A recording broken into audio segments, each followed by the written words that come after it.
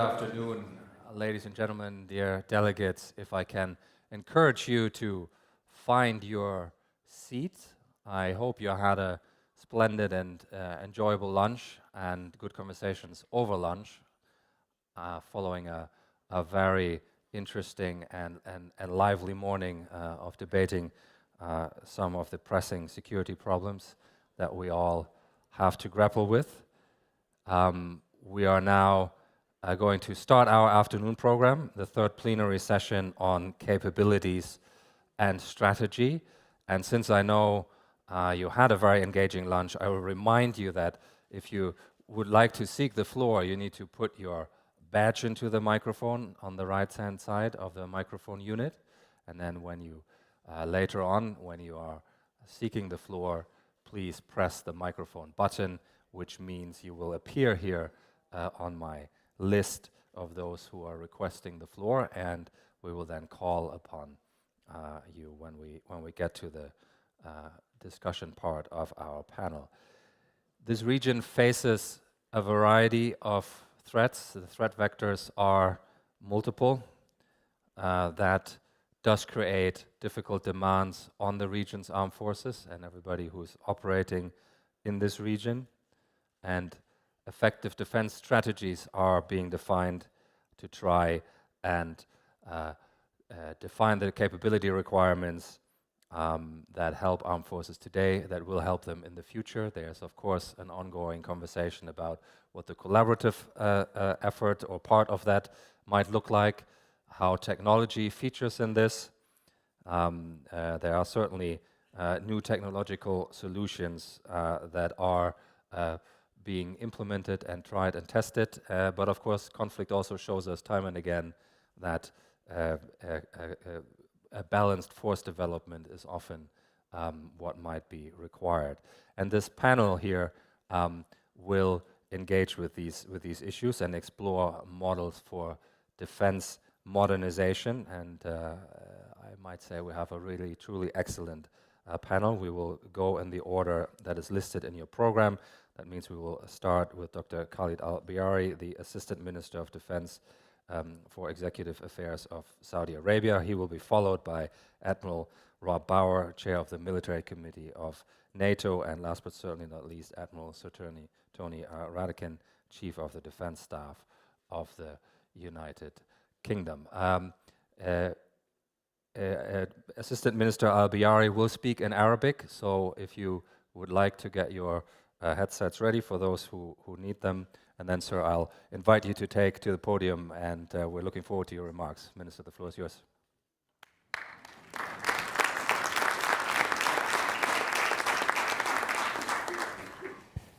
So, good afternoon, ladies and gentlemen. As Dr. Gigrich said, I'll be speaking in Arabic. In the name of God, peace be upon you and the Prophet of God, Majesties, Highnesses, Excellencies, ladies and gentlemen. It is a great honor for me to be with you here at the Manama Dialogue. It is also a great pleasure for me to thank the Kingdom of Bahrain for the very important role that they are playing in supporting and sustaining conferences and dialogues that lead to the exchange of advice, expertise, and consultation regarding issues of importance. I would like also to thank the people in charge of the IISS for their invitation for us to take part to this very important dialogue.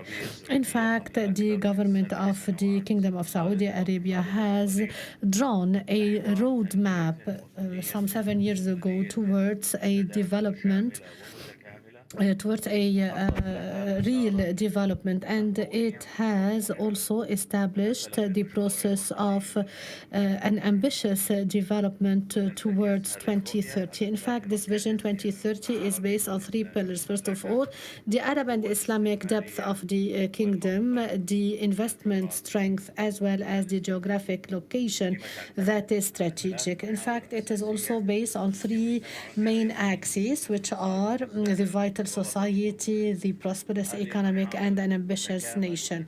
These axes are in collaboration and in harmony for them to achieve the objectives and to mainstream the benefit based on this vision. Ladies and gentlemen, despite the very big impetus that we have had thanks to this vision and thanks to its impact inside and outside of the kingdom, results that we are starting to witness nowadays at different levels, economically, culturally, socially, and different other levels and dimensions. Still, one of the most important elements of these fields was not really deepened, and here I would like to highlight this specific dimension. Within this vision, the Kingdom of Saudi Arabia started implementing the biggest developmental plan for its military forces in order to respond to the speed needs and to guarantee its security. In fact, this development operation encompasses the strengthening of its defense capabilities and giving more than 50% of its expenditure to military by 2030. In fact, the Ministry of Defense encompasses the biggest developmental process or operation since its start through the renewal of its operation work within this ambitious plan. So these are transformations that were built on new, modern, and contemporary principles that look at the future, but at the same time try to open up to all the different concerned parties in the friendly countries in order, of course, to collaborate, to exchange expertise, and to lead the efforts leading to the development of the capacities that will be consecrating security in the area and in the world. In fact, this venture started in 2015 when His Royal Highness, the Crown Prince, was the Minister of Defense at that time. It took 3 years.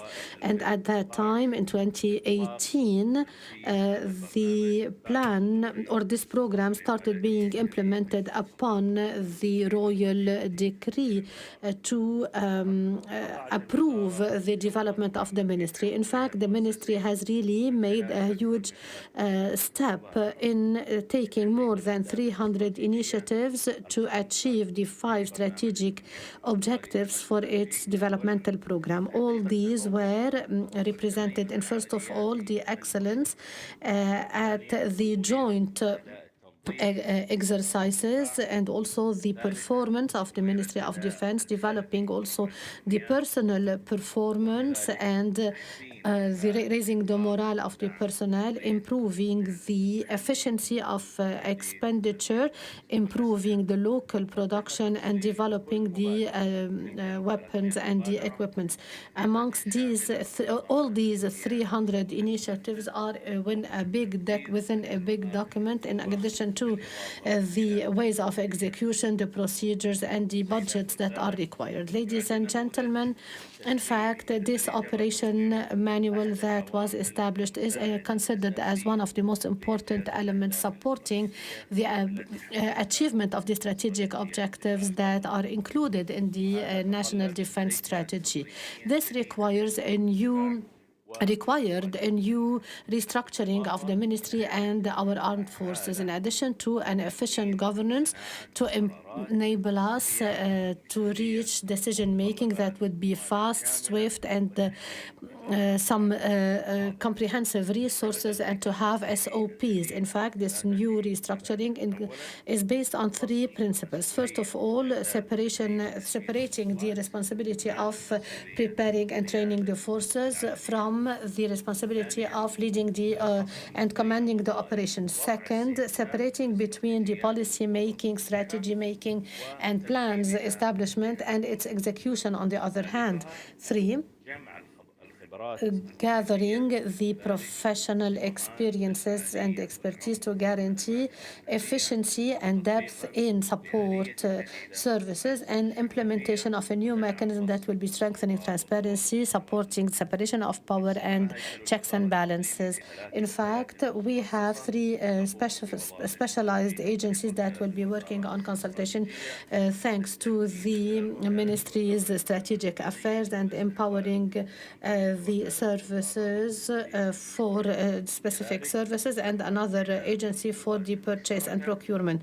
In fact, the common forces have also worked on restructuring the staff, and we are now working on restructuring the presidency of the staff. Also, we have new committees. We have the Council for Defense, 5 main committees, and different other specialized committees that will be adding to the decision-making process and improving it. So,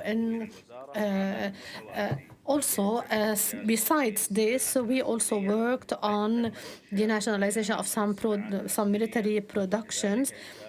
We have established the General Agency for Local Production and the Saudi Corporation for Military Industry in order to advance in this level and to add to our preparedness and to have a bigger economic impact of our military contracts and to benefit by the unified strength of our procurement in the kingdom. We also have some other developmental programs that are working at all levels and at all the domains of the kingdom, like what we have done also at the Ministry of Defense in order to raise the efficiency of our work and to have the best practices related to the governance of such acts and tasks. At the end, I would like to thank you very much for your attention. I wish you full success in this conference. May the peace of God be upon you.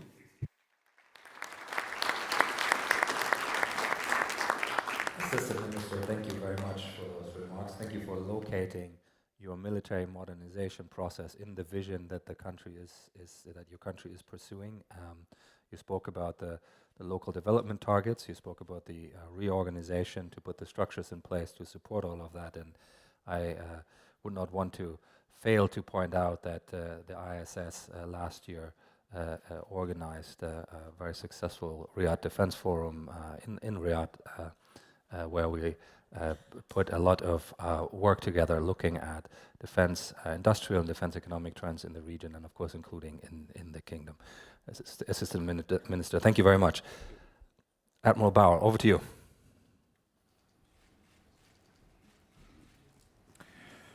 Good afternoon, ladies and gentlemen. It actually feels very good to be back in Bahrain, because after 16.5 years, I was deployed here from November 2006 until April 2007 as the Deputy Commander of Task Force 150, serving under Operation Enduring Freedom. And I have fond memories of the time I spent here working in a UK-led team with servicemen and women from Bahrain, the UK, Singapore, Germany, France, and Denmark. I still remember the delegation of authority matrix we developed for all the different national rules of engagements for the units that were involved in counter-terrorism activities. And as complicated as it sometimes was, working with national caveats and exceptions, it was a staunch example of how the rules-based international order works in practice. Now, 16 years later, I come back to Bahrain at a time when the rules-based international order is under immense pressure. Early this year, the UN put out a press release stating that the world had entered into a new era of violence and conflict. For NATO, Russia's brutal war of aggression against Ukraine has unfortunately ushered in a new era of collective defense. And this means it is not we, but our adversary who determines the timelines. We cannot determine a level of ambition for ourselves, for when and where we participate in a conflict. We will have to be ready for any kind of attack, in any domain, in any geographical area, at any time. The NATO military authorities have been monitoring Russia's pattern of aggression for many years, and we have adapted our defense planning accordingly. We have several military strategies and plans in place that outline how we will protect ourselves now and in the future against the two main threats listed in the new strategic concept, being Russia and second terrorist groups. However, we cannot stop there. In order to fulfill the sacred task of protecting the 1 billion people on Allied soil, we want and need to invest more time and energy in our partnerships around the world.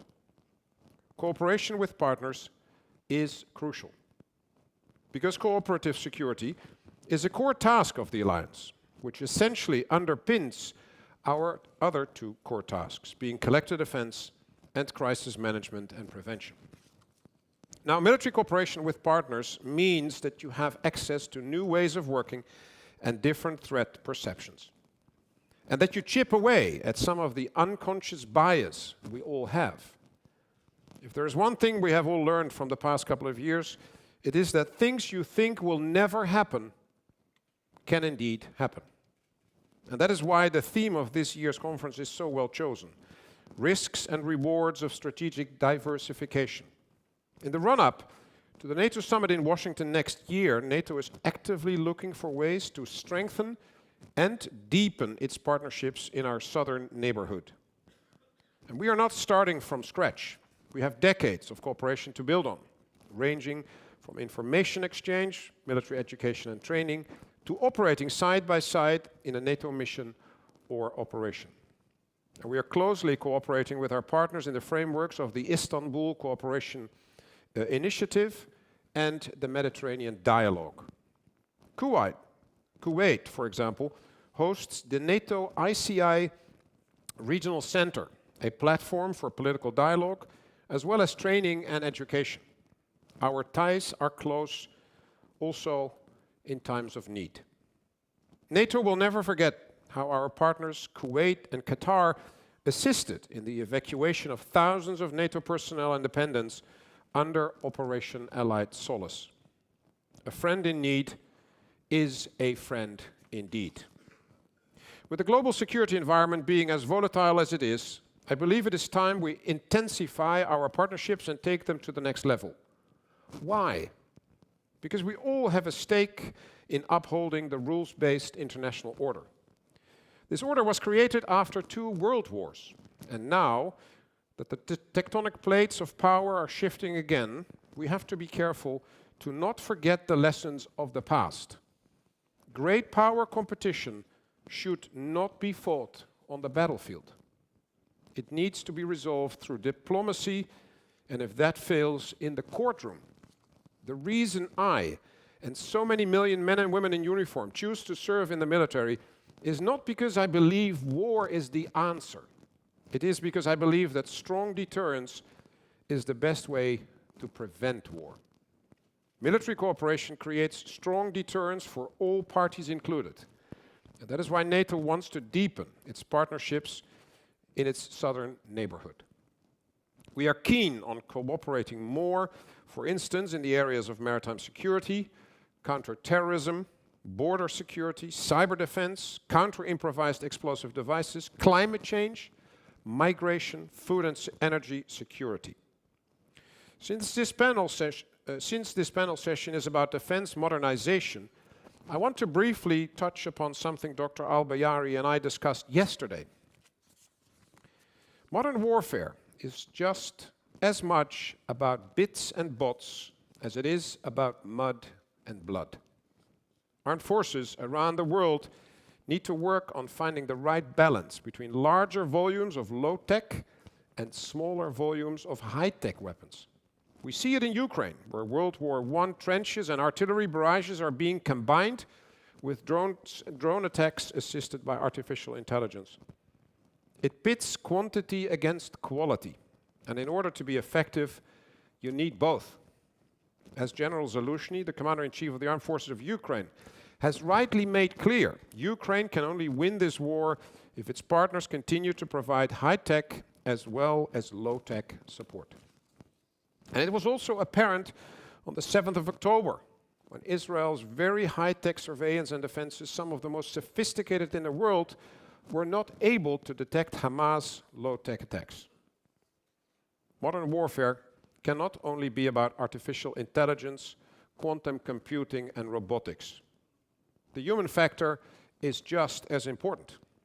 If nothing else, it is the only way to assess not only what is happening, but also why.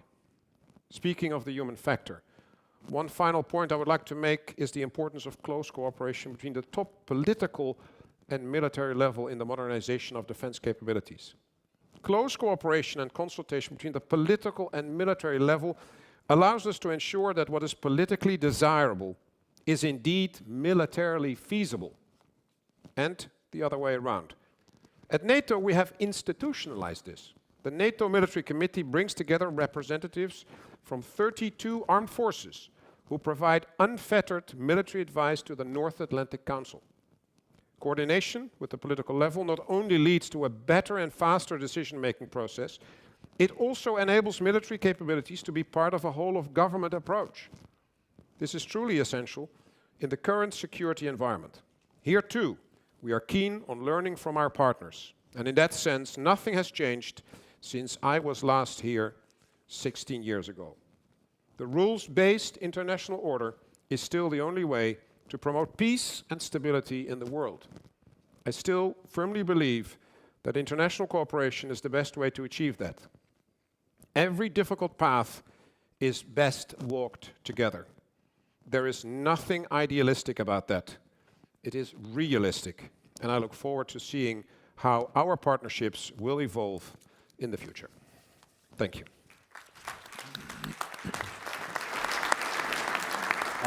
Thank you very much for those remarks, and first of all for reminding everybody that the NATO strategic concept does talk about Russia and terrorist groups as the key concerns. I think your call to intensify partnerships in the southern neighborhood is an interesting one, and we will see whether maybe people in the audience want to pick you up on that against the areas for potential cooperation or the specific areas that you highlighted there. And thank you for closing with that a reminder that the human factor matters a great deal for capability and for capability development, and to underline that you need that political military consensus on what is to be achieved here to be successful. Thank you very much. Admiral Radican, may I turn to you, please?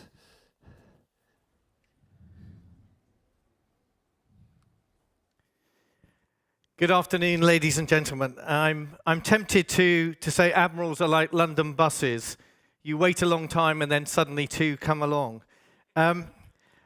It's very good to be back in Bahrain, and thank you to both the Kingdom and IISS, and to everyone who has made both me and my team feel so welcome.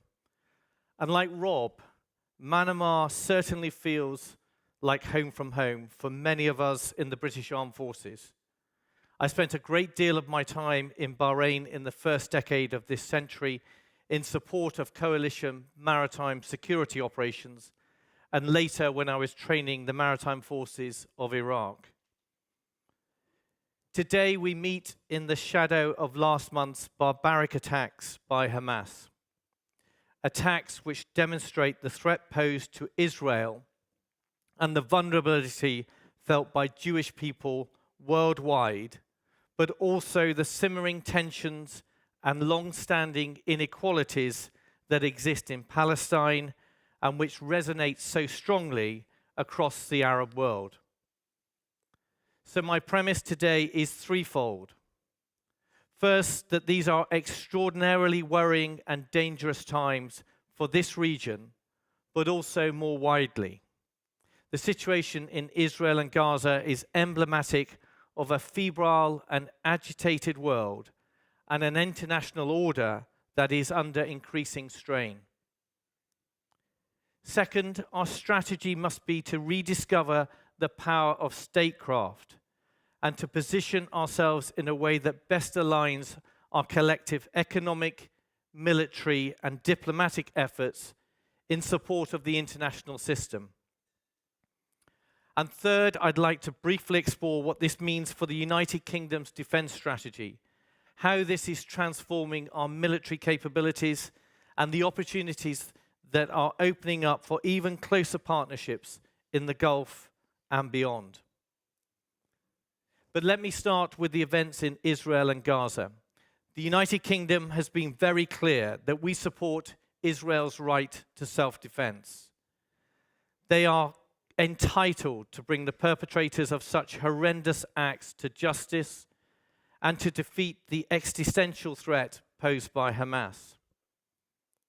But we have also pressed Israel to ensure its campaign is targeted against Hamas leaders and military infrastructure, to allow aid to enter Gaza, and to ensure their actions are proportionate, necessary, and minimize harm to civilians.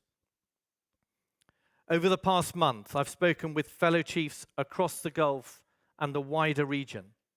The mutual candor with which we can discuss our response to such a complex and fast-moving chain of events is reassuring.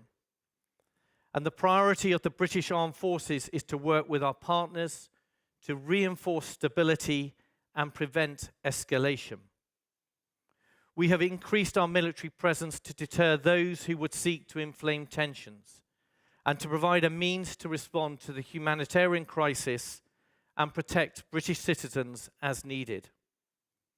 This includes a naval task group in the Eastern Mediterranean, primarily for humanitarian support. And the Royal Air Force recently flew to Egypt to deliver 21 tons of aid for Palestine civilians, which is a part of a £30 million increase in humanitarian support for the occupied territories announced by our Prime Minister. These military commitments reflect our broader economic and security interests in the Middle East and the consistent presence of the British Armed Forces over many decades. Together, we now face an arc of instability stretching from the Eastern Mediterranean to the Gulf of Oman. This alone is sufficiently serious to warrant the attention of responsible nations everywhere. But the events of the past few months are not occurring in isolation. They are occurring at a time of rising tension in the Western Balkans, increased confrontation in the Taiwan Strait and South China Sea, ever more bellicose rhetoric from Tehran and Pyongyang, and a succession of coups across Africa since the start of the decade, most notably recently in Gabon and Niger. Meanwhile, the war in Ukraine grinds on towards its second anniversary with no easy resolution in sight. After 2 years of bitter sacrifice, it should be clear to Russia that the Ukrainian people will never permit their country to return to Moscow's orbit. And yet, despite Russia's diminished wealth and influence, despite the shock and embarrassment of an aborted march on Moscow, despite mounting Russian casualties ashore and the progressive humiliation of the Black Sea Fleet, President Putin pushes on. He pushes on in the hope that the international community loses interest, and he does so regardless of the continuing cost to his own people, to Ukraine, and to global stability. On the surface, these different crises may seem geographically and politically distinct, but they are all symptomatic of a world that is becoming steadily more contested and volatile. A world where the rules and the norms are being openly challenged, and the institutions and architectures that govern international affairs are under intense strain. But we can take confidence from the fact that when the will to do so exists, the international community is able to act with extraordinary power and agility. Consider how European nations weaned themselves from the dependence on Russian gas last winter, or the quiet diplomacy of India and China in response to Putin's nuclear rhetoric last year, or how alignment between India and the United States works to counterbalance the evolving dynamics of the Indo-Pacific. The situation with Israel and Gaza demands the same level of strategic foresight. And I see the military instrument as a part of trying to contain the violence and escalation in order to create the time and space for political and diplomatic dialogue and plans. But what about the UK's defence strategy and capabilities? How are we recalibrating ourselves to the challenges of this more contested and volatile world? And what does this mean for our partners in the Gulf? For the United Kingdom, the shift from an era of counterinsurgency to one of state-on-state competition is largely as we foresaw in our 2021 integrated review, but with a speed and violence that is closer to our worst-case expectations. The government is committed to increasing defence spending to 2.5% of GDP over the long term. This allows us to respond to the biggest lessons of the war in Ukraine by renewing our nuclear deterrent and by strengthening our commitment to NATO. It also means we can get on with the modernization of the British Armed Forces at pace, and the trajectory is extraordinary. The British Army is a beneficiary of £40 billion of capital investment over the next decade, which will see 11 new platforms and 9 major upgrades, and with a much stronger role at the heart of NATO. The Royal Navy is an established carrier navy once again, which has served as a catalyst for renewal across the fleet, with 22 ships and submarines currently in build or on order. The Royal Air Force is transforming from a 4th generation to a 5th generation Air Force. It is reaching further into space, and through the A400M now has greater lift capacity than at any time since the Second World War. Bringing all of this together is Strategic Command, which is overseeing the biggest transformation of all, as we move from 3 domains to 5, from forces that are joint to forces that are integrated, and from standalone operations to enduring campaigns. We also recognize that our strength derives from the extraordinary network of partnerships we enjoy across the world. And the best role we can play in a more contested world is to help broker the diplomatic, economic, and military power these networks enable. That's why the refresh of our integrated review, published in the summer, reiterated the Gulf as a priority region for the British Armed Forces and confirmed the Indo-Pacific tilt as a permanent pillar of our foreign policy. It means that our army will be one of the most lethal in Europe. It will continue to operate with partners worldwide, with 1,500 soldiers currently deployed in 11 countries across the Middle East and rising to 2,000 next year. It means more Royal Navy ships will be forward deployed, operating in the Gulf and the Indian Ocean, alongside our newly arrived autonomous mine hunting systems in Bahrain. And it means even more scope for the Royal Air Force to operate alongside partners, just like we do with the Joint Typhoon Squadron in Qatar. We do these things because we recognize that your security is our security. And we recognize that our influence and security in the world is magnified when we act in concert with our partners and allies. Thank you.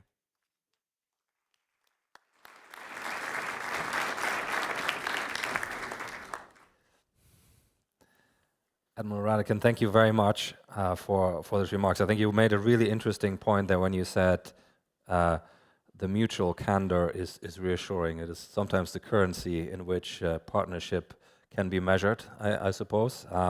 It is a prerequisite perhaps also to build capability together and collaborate for that purpose. I think the pattern that you outlined that connects the crisis as you went around the world almost to underline how rules and order are under pressure in that more contested and volatile world, I think is also something that people will hold on to. And thank you also for outlining where UK plans are heading and what that means in the context of moving to 5 domains, as you said, integrated systems and continuous campaigning. Maybe there is maybe there might be 1 or 2 questions about what that means in practical terms. We now have a good 40 minutes for discussion, and we will proceed in the usual way. I will take a few questions, and then I will return to the panel, and then we'll see whether we can get a second round in. But first is from India, Kanika Rakra, please. The microphone is live. Hi. 2 questions, one for Dr. Bayari. China is the 5th largest arms exporter, and I was wondering if it figures in the Saudi understanding of strategic diversification. So just your comments on that. And a question for Admiral Bauer. When in engaging with defense modernization, could you maybe give your understanding of how ethical considerations are being understood by militaries? Thank you. Thank you. Thank you very much. Next on my list is Robert Wall from the US and the IISS. Robert. Yeah, hi. This question is for really anyone on the panel, but you've talked about the changing threat environment, and I guess my question is, defense budgets are going up generally, certainly in the West, but it seems like the threat diversification is outpacing the budget increases. So I'm just be curious how you think about that in the midterm. How do you balance pursuing things like hypersonic glide vehicles while restocking and recapitalizing artillery, while figuring out how to address things like, cheap quadcopters that now carry grenades into the battlefield? Robert, thank you very much. Maha Ghazi from Morocco, please. Hello, everyone. Thank you for the opportunity. My question is for Mr. El-Bayari. But I wish to say it in Arabic, but I will do it in English, please.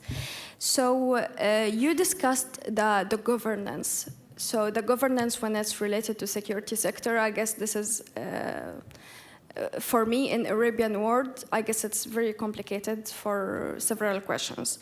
So the governance in the Ministry of Defense, it's clear that we give a lot of budget to security, and this can prioritize the security race in the region comparing to health or education, which was the main, probably the main priority in several parts of the world. So my question is how to balance this in the Middle East or in the MENA region or the Global South generally. And the other question is related to also the governance, but the transparency. Do you support researchers?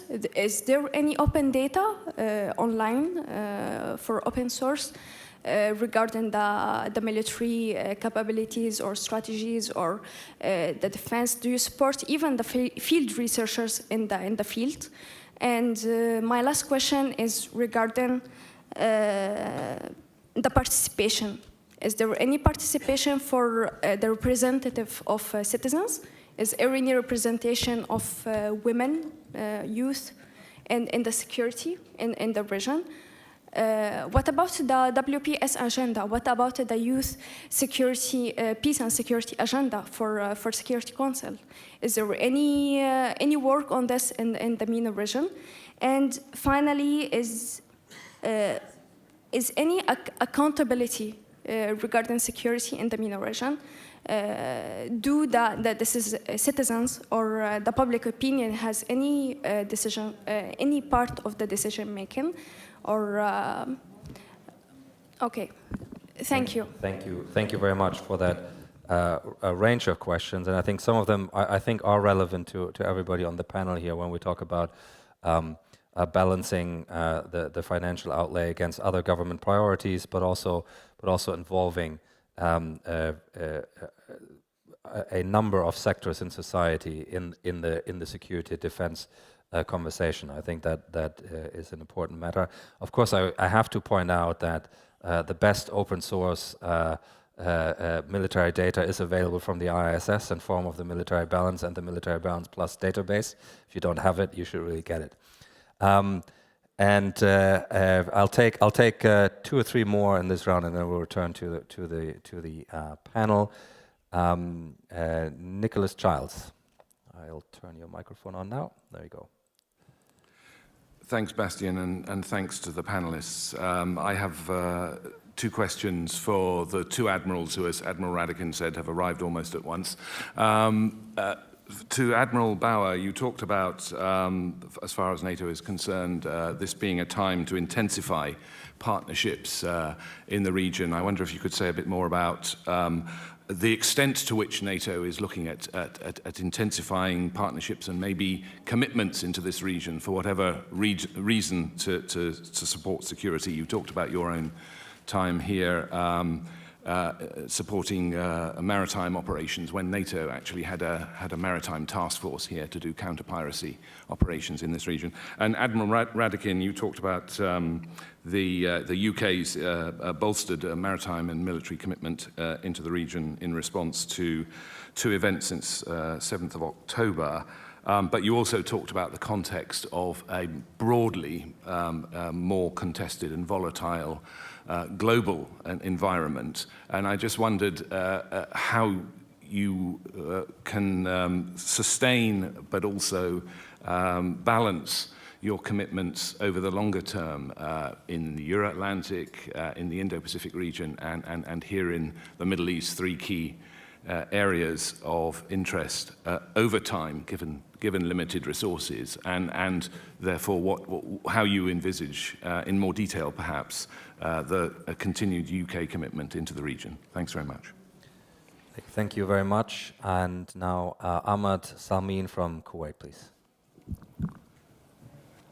Thank you. Military expenditure is growing at a fast rate.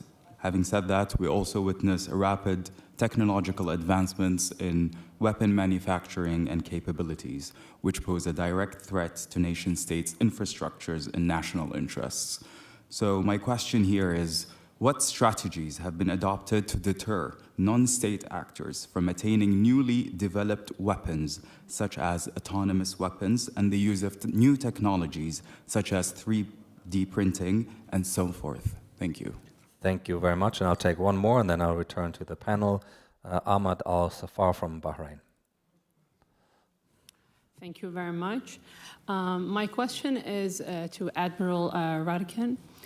You talked clearly about the UK's policy about supporting Israel and its right to defend itself. But today, the numbers, obviously, we are facing a disproportionate response in terms of the aggressive and attack to Gaza, which definitely is hitting civilians, disarmed civilians, vulnerable children and women. I'm curious to know your response to that, since there is obviously an imbalance. And the extension to this is, how can we guarantee there is no overspill to that violence to our region? Thank you. Thank you very much. Let's return to, I think we'll have time to come back to the room for a second round, but I'd like to get a few responses in now that we have collected a few thoughts from our speakers from the floor. Questions in all directions, but I think Assistant Minister Al-Bahrani has a slightly larger share. So, Assistant Minister, I'll ask you to start with your responses, and then Admiral Bauer, and then Admiral Radikin. Minister. Yes, thank you, Doctor. As it relates to the question from the lady from India, wasn't very clear to me. Was it the diversification of supply? Where does China fit in as a defense supplier in your thinking? Okay. Well, the procurement process now within Saudi MOD is governed by very structured process where requirements are gathered, checked against agreed upon plans, and then our procurement organization will take the requirements and many cases float RFIs and RFPs to really get the best system or supply or service that would fit the requirement. Okay, so we don't have restrictions as it relates to the source of the need that we have, except that many cases, it has to fit within the environment, especially as it relates to compatibility, interoperability with our systems. As it relates to this question from the lady from Morocco, in terms of governance being complicated, governance is not complicated wherever you apply it. You just have to be clear in terms of having the right governance process.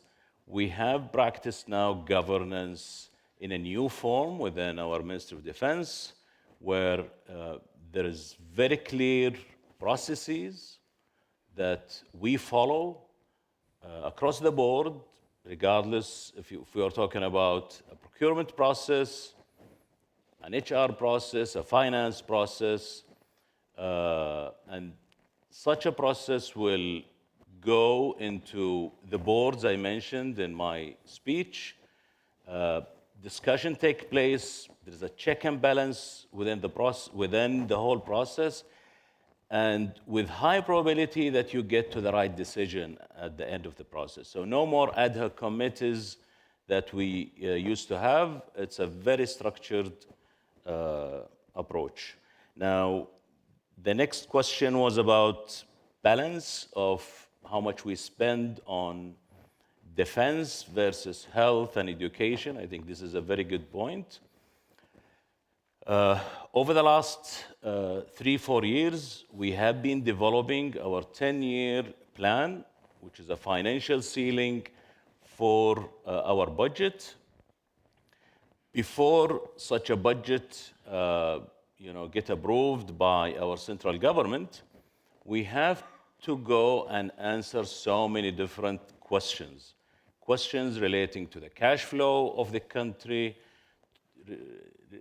related to the impact that this budget will have on job creation, on number of things. So the process we use actually to acquire our budget takes into consideration all the requirements that the government needs.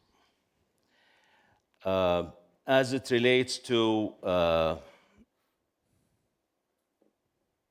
I think there was a question on the representation of women in the Ministry of Defense.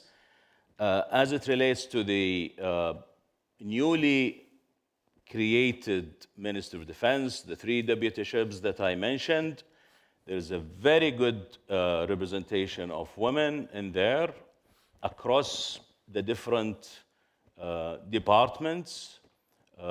We have, for example, in our health organization, which is, by the way, a large organization, we have 65,000 people actually in our just health organization in 25 hospitals. Our HR department now has lots of women in there, our strategic communication, our legal, our strategic policy and strategy, our procurement. We started also in the military side now recruiting women, and so there is an increasing by the day the percentage of women who are serving in the Ministry of Defense and also in the armed forces. I think these are the ones I caught, so I'll leave the rest for the admirals. Thank you, Assistant Minister. That's very good. Admiral Bauer. Yeah, I start with Robert Wall, who started about threat diversification versus the growing or in line or combined with growing budgets. I said a little bit already about larger amounts of low-tech weapons and smaller amounts of high-tech weapons. I think that is one of the things we will have to look at, because a 10,000 euro drone kills a 10 million weapon system. And to kill a 10,000 euro drone, you have to use a $4 million missile. And that is something we will not be able to continue to do if we are, so we have to look at both sides. And therefore, we use in NATO an organization that's called the Allied Command Transformation. And they look ahead in terms of the future. So they have developed the NATO warfighting capstone concept, which is basically how do you deter and defend against the threats in the next 20 years. And they look into capability development. And that's not only them, it is of course also the allies themselves that do a lot on that. So it's the combination of the allies and NATO who look at this. And then of course NATO is looking with Diana into deep tech, into the sort of future with regard to these erupting technologies that are disruptive. And there's now a lot of money available for startups to work on the solution against those threats, basically. So that is basically part of the answer towards. It is about choices, and so if there is a wider range of threats, we will have to look at different solutions than just the sorts of weapon systems that we have. And yes, even the 2% with regard to collective defense is most likely not enough. So therefore, we will have to look at solutions that are not always necessarily more expensive, but are more effective to certain threats. That is one. Second, Mr. Childs asked a question on partnerships and how do you want to intensify this? Let me start by saying, for example, that Ukraine is being supported by 50 nations. And they support Ukraine with financial help, with non-lethal help, and with lethal assistance, weapons and ammunition. That's not only NATO, that is not only the West. We're talking about nations from Asia, from South America, from Africa, that assist Ukraine in their efforts to counter the threat from Russia. Then, when it comes to how we look at the threats, I talked about Russia and the terror groups. But of course, if we look at our partners, they sometimes look at us when we explain we're going back to collective defense, and they will sort of say, yeah, I understand that is your problem set, but our problem set is climate change, is migration, is food insecurity, is water scarcity, and how are you going to help us with that? And that is understandable. I traveled to Egypt, Jordan, and Israel 10 days before the 7 October attack.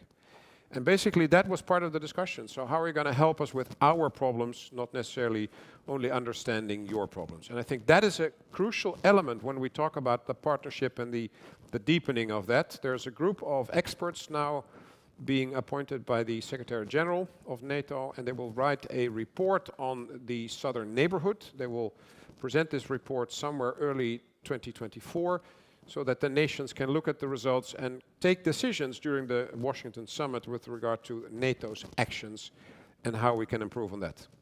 And then there was an interesting question from Mr. Ahmad Salmin from Kuwait. And he said, what are the strategies with regard to the unmanned weapon systems or the actions of non-state actors? Now, part of that is politics, of course. But part of it is also that we look at NATO, for example, at the policies with regard to artificial intelligence, big data, the use of quantum, and it relates to another question from one of the first questions when it came to the ethical considerations when you look at capability development. So I think we all understand that there's a lot of advantages with emerging disruptive technologies, but there's also downsides.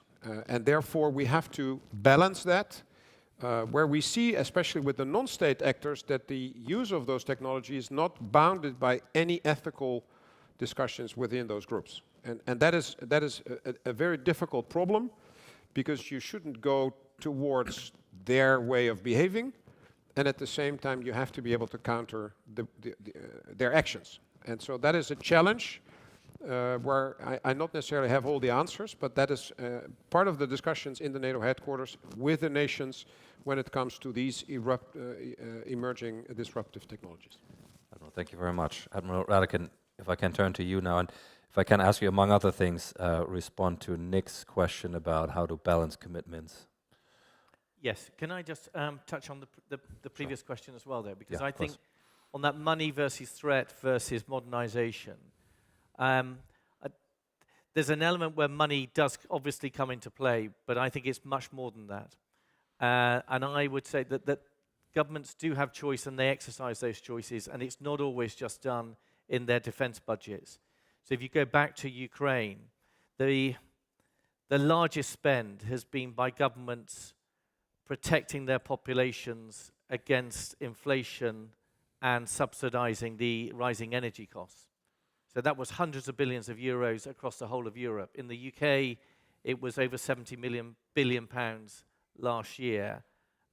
So I just offer that to sort of expand it beyond the defense piece, but also to recognize that there are choices in the way that particularly the West responds to these challenges.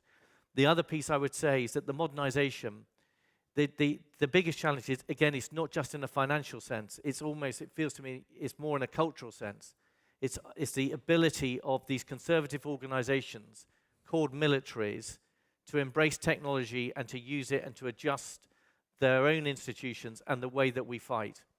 And for us, we're seeing how that might be done in Ukraine, but then and how we then introduce it into our own armed forces is incredibly difficult, because you have to adjust your processes, your way of thinking, your procurement strategies, and so on. And all of that we have to get after.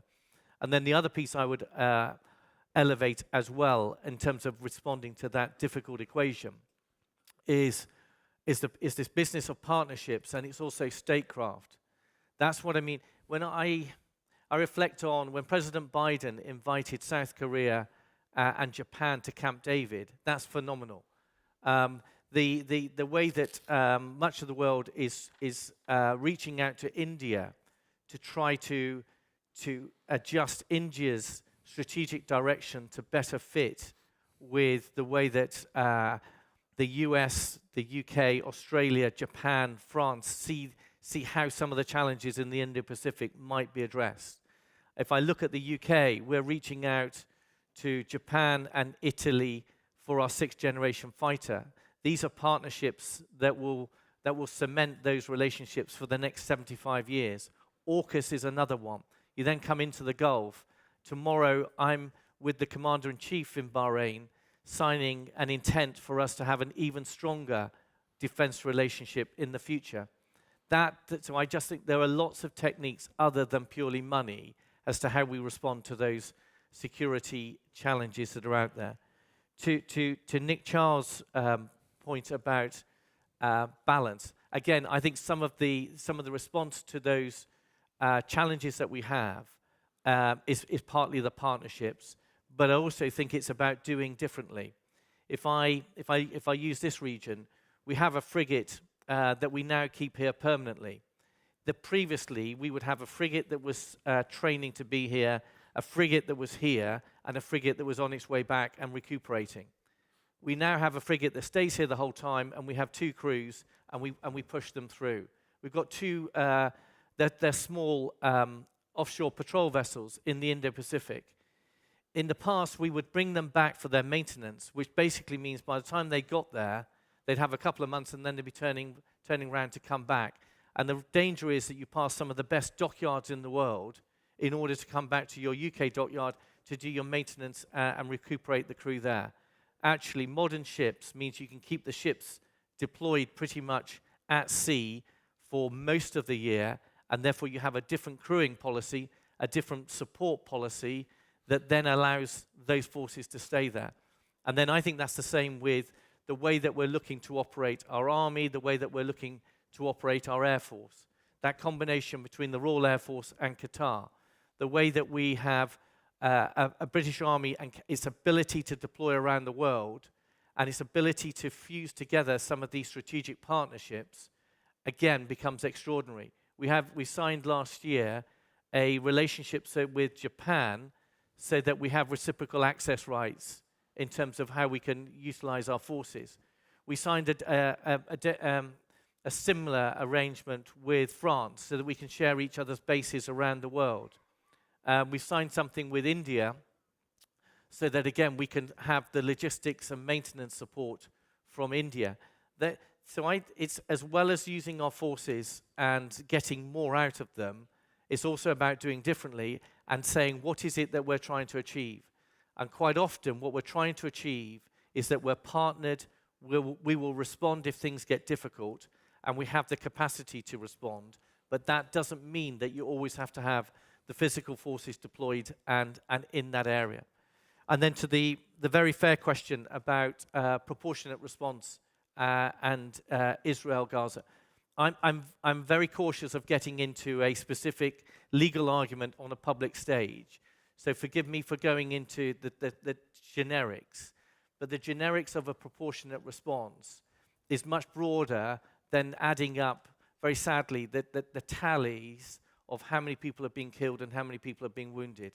It's much more in the proportionality of whether or not a country has a right to defend itself and how is it going about that, and what is the threat and how is it combating that threat. And then it is the manner in which it is doing that. Is it doing it in a proportionate way, not only in terms of numbers of casualties, but the manner in which it conducts that? Is it doing it in a humanity way, and is it doing it in a respectful way that respects international law? We've been very clear that we expect, with all of our partners and allies, that international law will always be respected, and the law of armed conflict, again, will always be respected. And I think that's been an extraordinarily clear message from the UK government all the way through. And then the final point that you mentioned was, how do we avoid this spilling over? Well, I think the military can contribute to trying to contain, to trying to be there in case it does start to expand, trying to deter that expansion. But also, I go back to that the military, I think, are trying to create the time and space for the diplomats and the politicians to play their role in avoiding overspill as well. And the military can't do that on their own. It very much has to be combined with the other levers of power. Thank you very much. We must close the session at 3:30 because our next plenary session will start right after this one. So I will take a few more. I will prioritize those who haven't had the floor yet, and we'll get a few more in that way. Next one is Ibrahim Jalal from Yemen, please. Thank you. Over the past 3 decades, we saw sustained proliferation in the numbers and capabilities of hybrid paramilitary groups in the Middle East, regardless of the varying levels of peace and conflict cycles.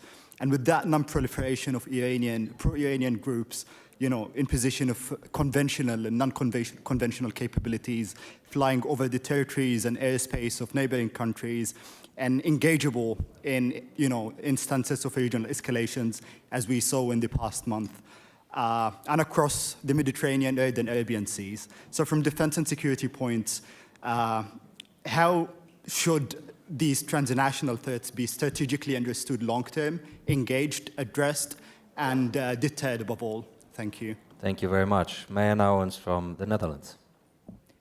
Thank you very much, Bastiaan. My question is for Admiral Bauer and Admiral Radican. You've both spoken about the need to develop the right mix of capabilities for a growing range of threats. But surely there's also something to be said about the growing pressure on defense industry to deliver at pace and in increasing quantities. So how are NATO and the UK working with defense industry to deal with these challenges? Thank you. Thank you very much. And from the US, Basima Halawi-Rowe. Thank you. My question to Dr. Khalid Al-Bayari. I witnessed the transformation in the Ministry of Defense in Saudi Arabia during the past 5 years. As you know, for every transformation, there is a challenges. with legacy, people resist to change. So what are the most significant challenges that you encounter? Thank you. Thank you very much. And from Germany, Sandro Geiken. Yes, thank you. My question to Admiral Bauer. Innovation, especially in continental Europe in defense and intelligence, is still mostly up to startups because the old defense industry is a bit too slow and too scared. But startups still face a lot of very difficult structural problems, mostly to do with procurement, which when the European government takes still up to 4 years, with NATO up to 10 years. And startup support programs are cute, but they pale a bit in comparison to what is needed financially for these companies to pay salaries and R&D for 5 years. So the question is whether NATO has a larger plan for an innovation strategy, probably going down to nations as well, and whether the cooperation with the South might include cooperation in innovation to help startups and innovative companies to get to contracts faster and to get to funding. Thank you very much. And I'll take one more, James Hackett from the UK. Bastian, thank you. Most of the questions I'd originally written have now been asked, so I'll go to my reserve list, and that's to Minister Al-Bayari, if you could be so kind as to address the questions of what lessons you've learned from Ukraine and your own operations in Yemen in capability development terms, and particularly with the proliferation of, as we've seen even in this region, of direct attack munitions and growing ballistic missile developments. Do you think what's the Saudi view on the likelihood or otherwise of a more regional push towards integrated air and missile defense? Is this likely to move the dial? Thank you. Thank you very much. And a quick one from Mina Al-Orabi from the UAE, please. Thank you. My question echoes other questions about the asymmetrical warfare that we're seeing, but particularly I want to ask about Afghanistan. And more than 2 years after withdrawal and the Taliban coming into power, it would be good to know what sort of assessment NATO has made about the war that was in Afghanistan, what lessons were learned to help with strategy. And also for Admiral Radican, if I can ask you please, what your current assessment is for the security threats in the region with the ongoing war in Gaza, the terrible ongoing war in Gaza, whether you think the possibility of a regional escalation increasing, as Dr. Anwar Gargash said in the previous session, the longer this war goes on. Thank you very much. Excellent. We'll now have a final round. I'll go in reverse order and ask our 3 panelists to respond. You each have 2.5 minutes, so be selective where you need to be. Admiral Radican. Okay, thank you. So on the hybrid warfare piece, the response has to be hybrid in itself. So that involves our intelligence agencies, that involves a mix of military capabilities, it involves layering, it involves the classic way that you defend yourself. So you might defend physically, or you might have to threaten so that if you are attacked, the perpetrator knows that they get a bigger impact on them than they're able to deliver on you. So I think I don't think that hybrid warfare, when people talk about it, that somehow it's this extraordinary thing that is going to challenge the way that we operate. The systems and the philosophy of how we operate remains the same, and then you just adjust within that. Similarly, on the industry piece, I think there are lots of things that we're learning in industry and how we adjust. The stark one is we have been taking too much risk about our stockpiles, and we're going to have to invest heavily in order to increase our stockpiles to get to a position which is far more comfortable. But then we're also learning that there are some things that we can do quickly. The provision of just a different way of procuring. So can we just reach out to smaller companies? Can we embrace the larger companies to go faster by saying, right, there's a couple of things that we've done for Ukraine, 6 weeks to develop certain drones with a certain cost price, and then come up with a ConOps inside 6 weeks. Then you've got a couple of months to prove that the thing works, and then it goes forward to Ukraine, and they see how they can utilize it on the battlefield. We're learning that actually we have industry and the capacity to do that. And then in the traditional space, we've got to acknowledge that we have an industry that we have been disinvesting in over such a long period, just by dint of the way that budgets have been shaped and gone. And that actually, if we're going to adjust that, then we're going to have to go into a closer partnership with industry. We might have to give much longer contracts, much more assurance for them to make that adjustment so that they can have long-term investment. And we have to acknowledge that the defense industry that we have may not be as agile as we would all want, but in order to create that agility, then we're going to have to provide more certainty for them to be able to adjust. And I don't think that can be done quickly. And then Very quickly. That was it. No, I'll stop there. Okay, thank you. Admiral Bauer. Thank you. The defense industry.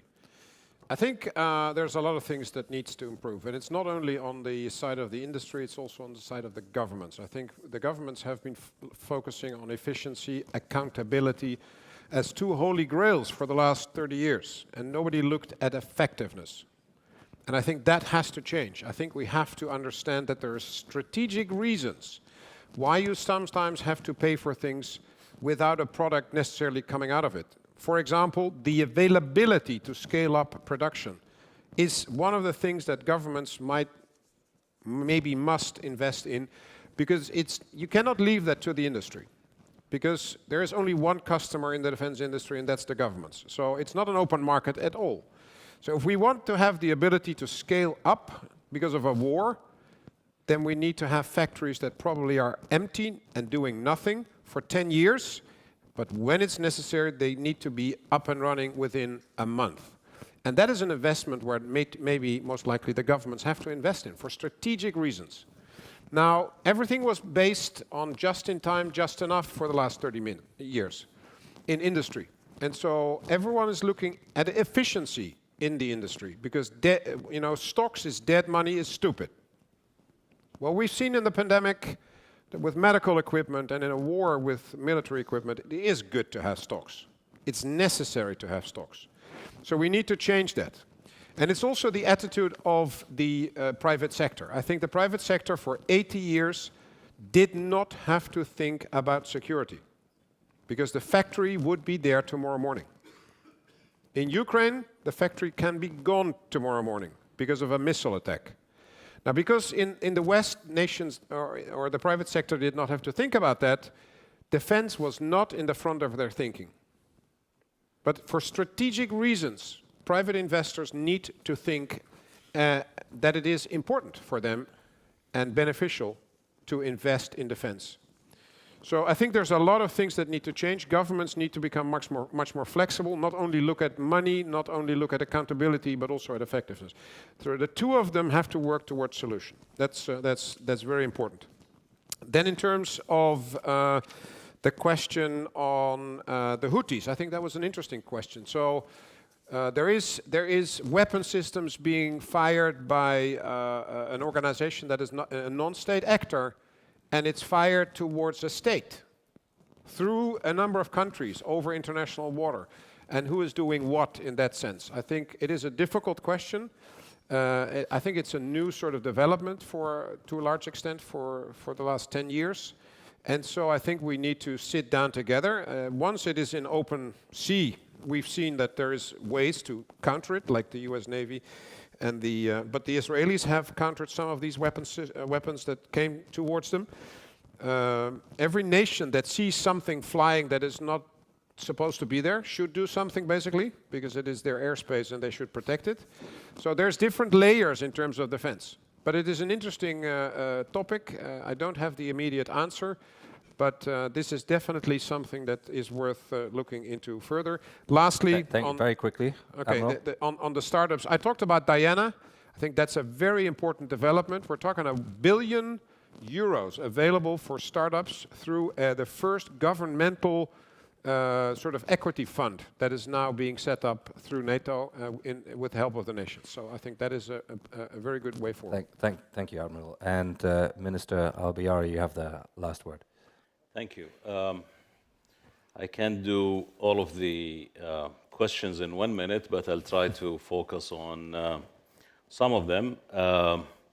As it relates to lessons learned from the operations in Yemen, yes, the integrated air missile defense is a very important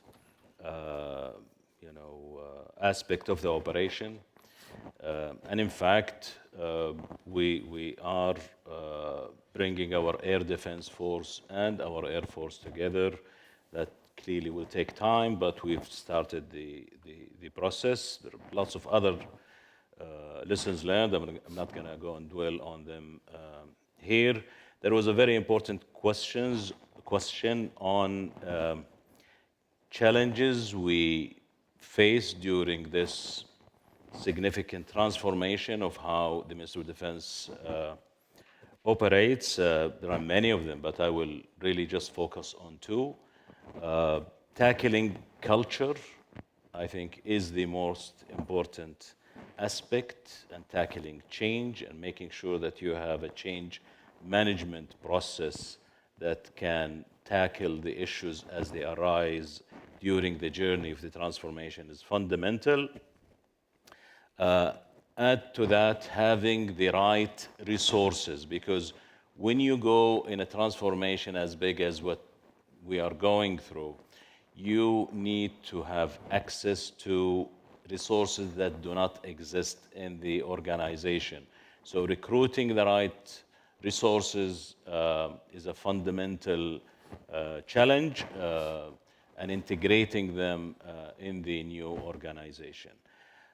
There was this question about the new evolving threats and how to deal with them. There is no magic answer, I think, yet. However, I'm a bit critical of the military industry. I worked in the military industry myself for almost 18 years, and I think the way the military industry is structured now will not be able to cope with the changing threat profiles that we foresee. Therefore, I think a new way of doing business ought to be looked at. I think the military industry need to learn from other industries who manage to evolve in a much faster fashion and implement and start really getting the new technologies to drive the way they go into operation. Definitely there are things that we have to worry about in terms of military standards that we put, but I think collectively we ought to relook at the way that the military industry is operating. I think that's... Minister, thank you very much. Thank you. Excellent. Thank you so much. That concludes our third plenary session on capabilities and strategy. Before you give our speakers a round of applause, do not leave the room. The next session will start right away. Our speakers and moderator are standing by and will get on stage in 20 seconds for our next plenary session on new initiatives for regional peace. But please, may I invite you to give our three excellent speakers a round of applause. Thank you very much.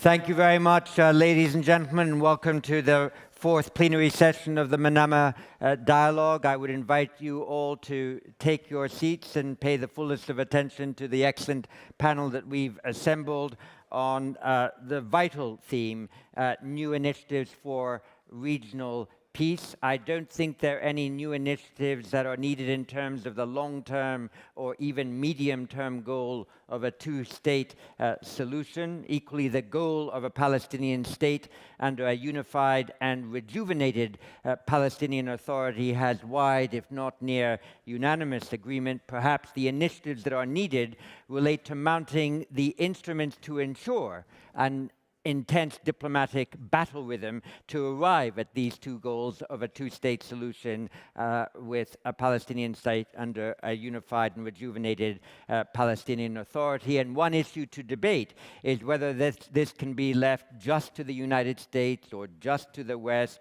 or to large international institutions like the United Nations, the OIC, and the Arab League, all of whom have their vital and central place in this diplomacy. But perhaps at some moments, key states have to act in a particular way in order to ensure the foot is on the accelerator and not on the brake. And we have a perfect panel to discuss these issues, led by first, His Royal Highness Prince Turki Al Faisal Al Saud, who I always considered to be a partial co-author of the Manama Dialogue process since in 2003, when he was Ambassador to the United Kingdom. I consulted him on this particular ambition, and he gave me, as always, wise advice then.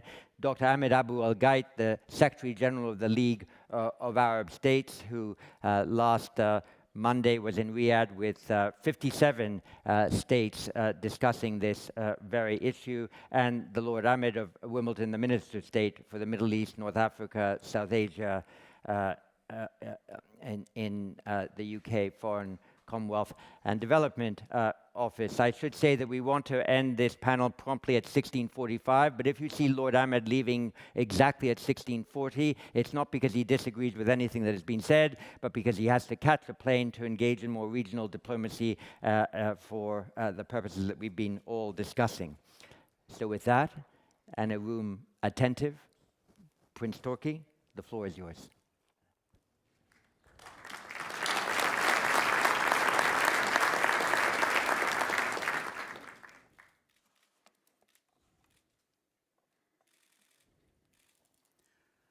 Bismillah ar-Rahman ar-Rahim. In the name of God. Ladies and gentlemen, first of all, let me extend my thanks and gratitude to the IISS for this kind invitation to join this discussion.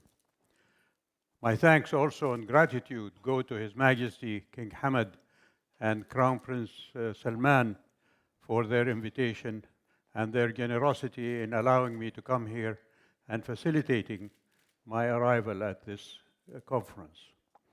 Also, I take this opportunity to congratulate Dr. Bastian Giegerich on his new role as Director General and Chief Executive Officer of this esteemed institution. I wish him all the success in his new task, though assuming this role is not an easy job. After my friend John Shipman, John, by his determination and tireless efforts, has led IISS through the years to its international prominence, including in this region. Thank you, John, for all that you have done during your tenure in office. Ladies and gentlemen, ever since the creation of the State of Israel in 1948, every time a crisis or war erupts in our region, talks arise about the need to find a solution to the root causes of the issue at hand. However, all talk the talk, but do not walk the walk to the end. There was never a lack of ideas, statements, declarations, peace initiatives, United Nations Council resolutions, and General Assembly resolutions. Alas, all stopped at Israel's door due to the unwavering US and European backing.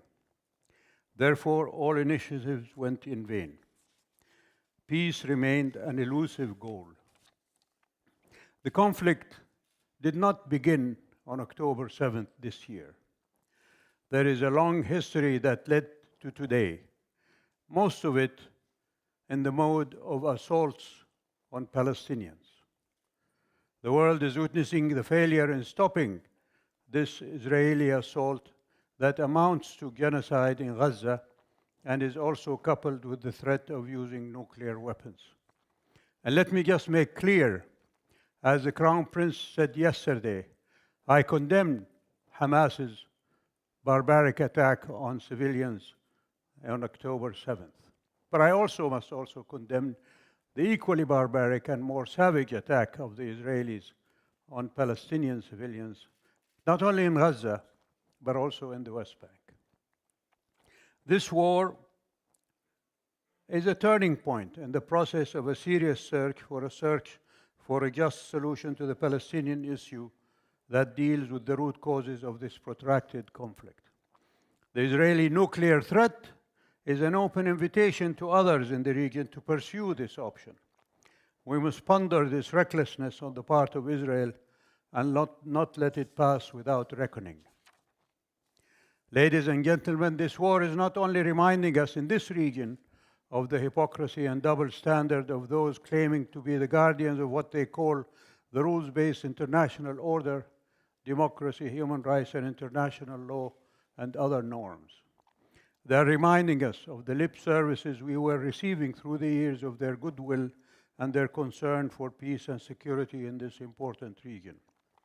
I remember last year on this podium, Mrs. von der Leyen stressing the collectivity of the security of the Arab region, or Gulf region, and Europe. And where do we stand on that today? I still don't know. But we must take this fact, and we also must consider that war is also an indication of political and diplomatic failure of the international community. All of us have failed in solving this problem, and the responsibility goes on all of us to find a solution.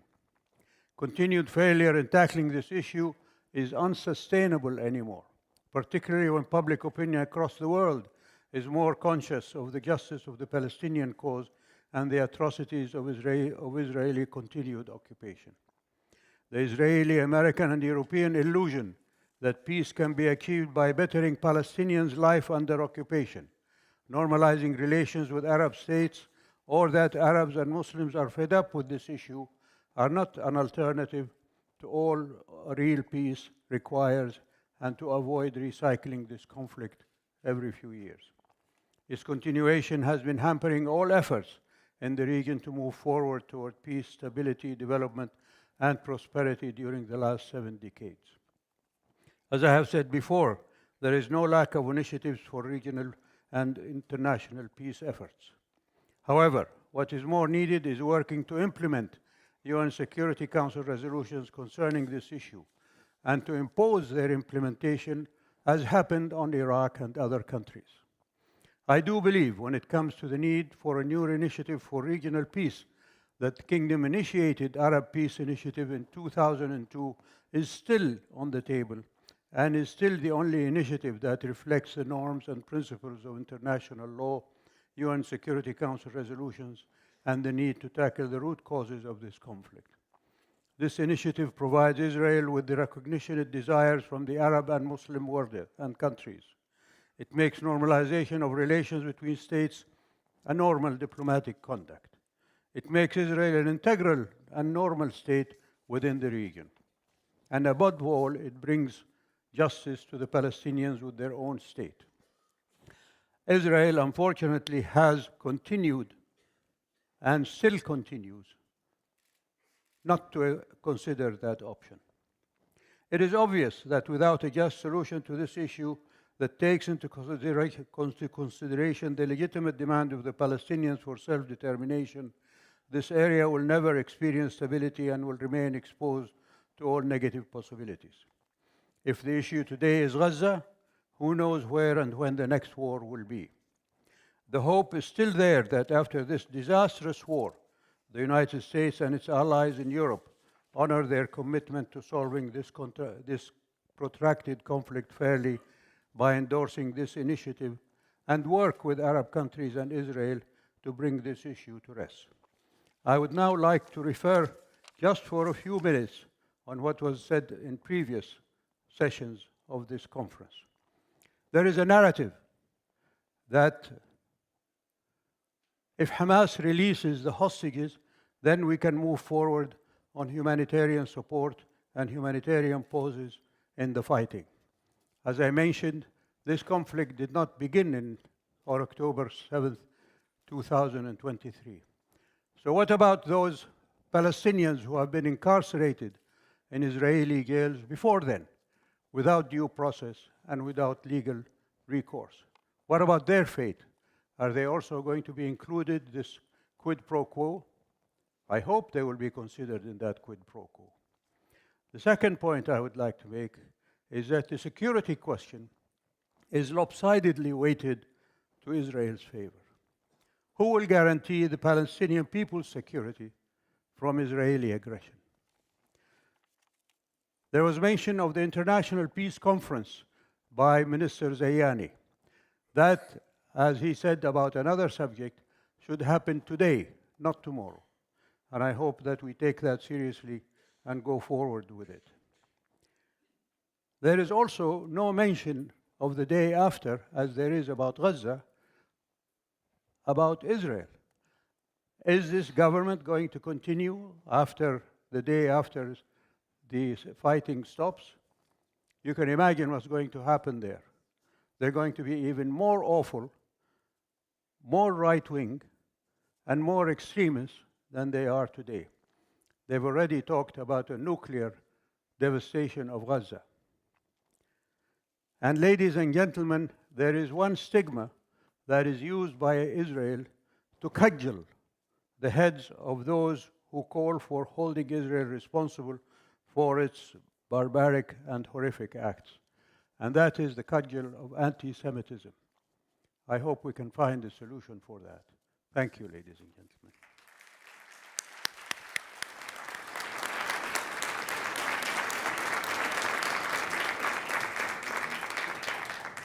Your Royal Highness, thank you very much again for your wise words. Secretary General of the Arab League States, the floor is yours.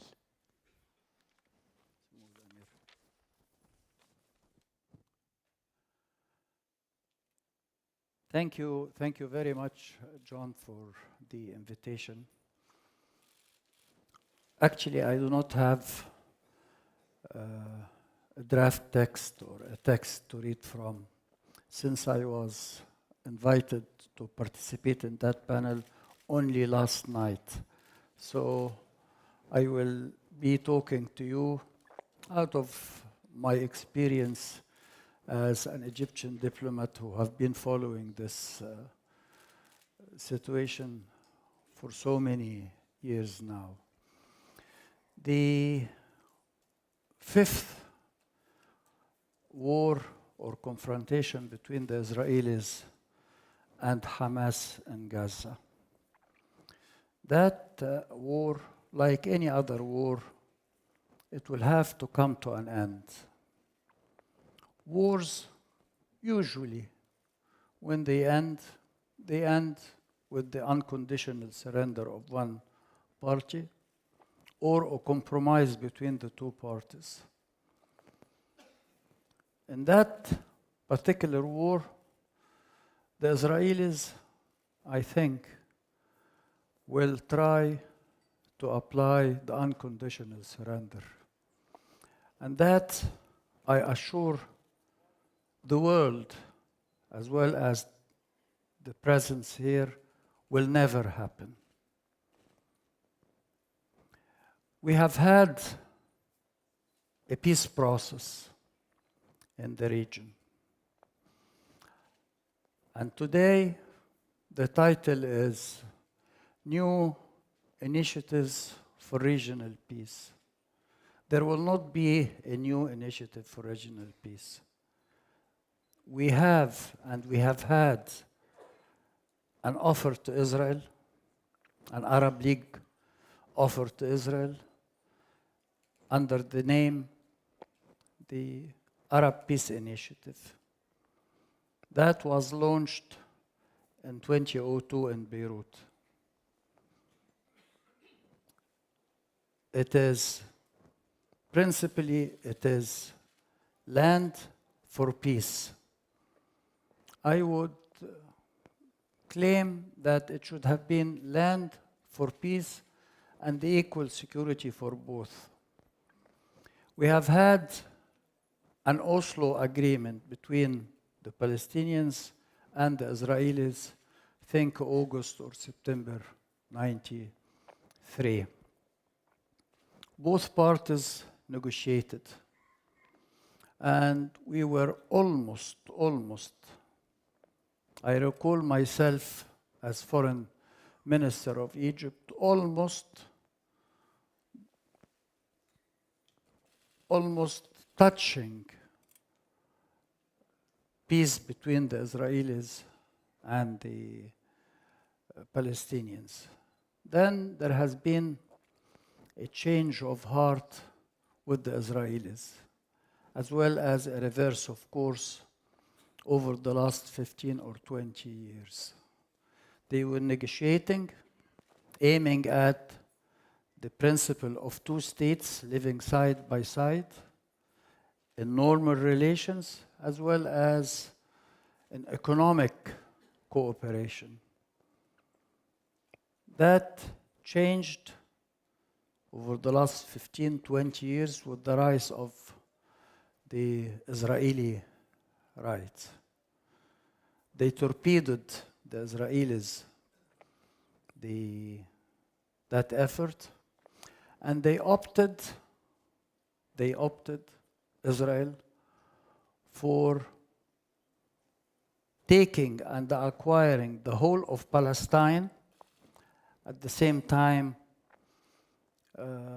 imposing themselves on the Palestinians and considering them as second-rate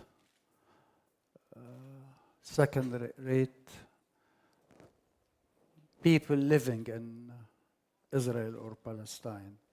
The idea of Israel is to take the whole of Palestine. We have to understand that right now we have two people in the space between the River Jordan and the Mediterranean. The crux of the matter, and sadly, I claim that none are tackling or addressing the real issue of the current situation right now. The current situation is a clear-cut manifestation of occupation and the continuation of occupation and the suppression of people to other people. The Palestinians today are almost 7 million in that space, and the Israelis are also 7 million. The Israelis, they think that they can impose themselves on the Palestinians eternally, and that situation of the status quo and occupation and the continuation of occupation will remain eternally. So as His Royal Highness said, and maybe Josep Borrell too, and many of the speakers, the issue is not the 7th of October, though the 7th of October was a horrific event. I personally condemn the killing of civilians. Of course, no one would accept the killing of civilians or taking hostages. But it didn't start, the whole situation didn't develop on the 7th of October. That is a situation that was initiated on the 5th of June 1967, with the Israelis taking over the territories and imposing themselves, and then negotiating with the Palestinians, aiming at building or accepting the idea of the two states living side by side, and then reversing course and deciding not to cooperate, and to impose themselves. So versus occupation, you have something called, and I hope people still remember the Second World War and what was called then the resistance to occupation. We have an occupation in Palestine, and there is a resistance to the occupation. If you do not recognize this, okay, you have your own values, and we have our own values. I'm not addressing you, I'm addressing those who are saying it's wrong to resist. So I hope that the Israeli political class, as well as the Israeli society itself, comes to the sense that we live with the Palestinians, we allow them to emerge, we cannot impose our will on them, and we live side by side, hopefully in a larger space. In the absence of that, there will be the 6th, the 7th, the 8th, and the 9th, and the 10th war. And we will keep going in rounds. If that happens, it's very unfortunate for the Middle East, as well as for the world. Thank you very much.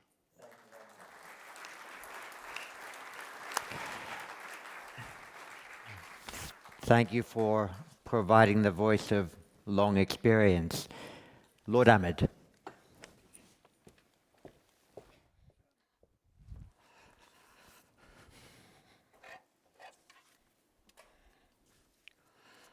أعوذ بالله من الشيطان الرجيم بسم الله الرحمن الرحيم. Your Highnesses, Excellencies, ladies and gentlemen, good afternoon. Assalamu alaikum wa rahmatullahi wa barakatuhu. It's a pleasure to be back in Bahrain.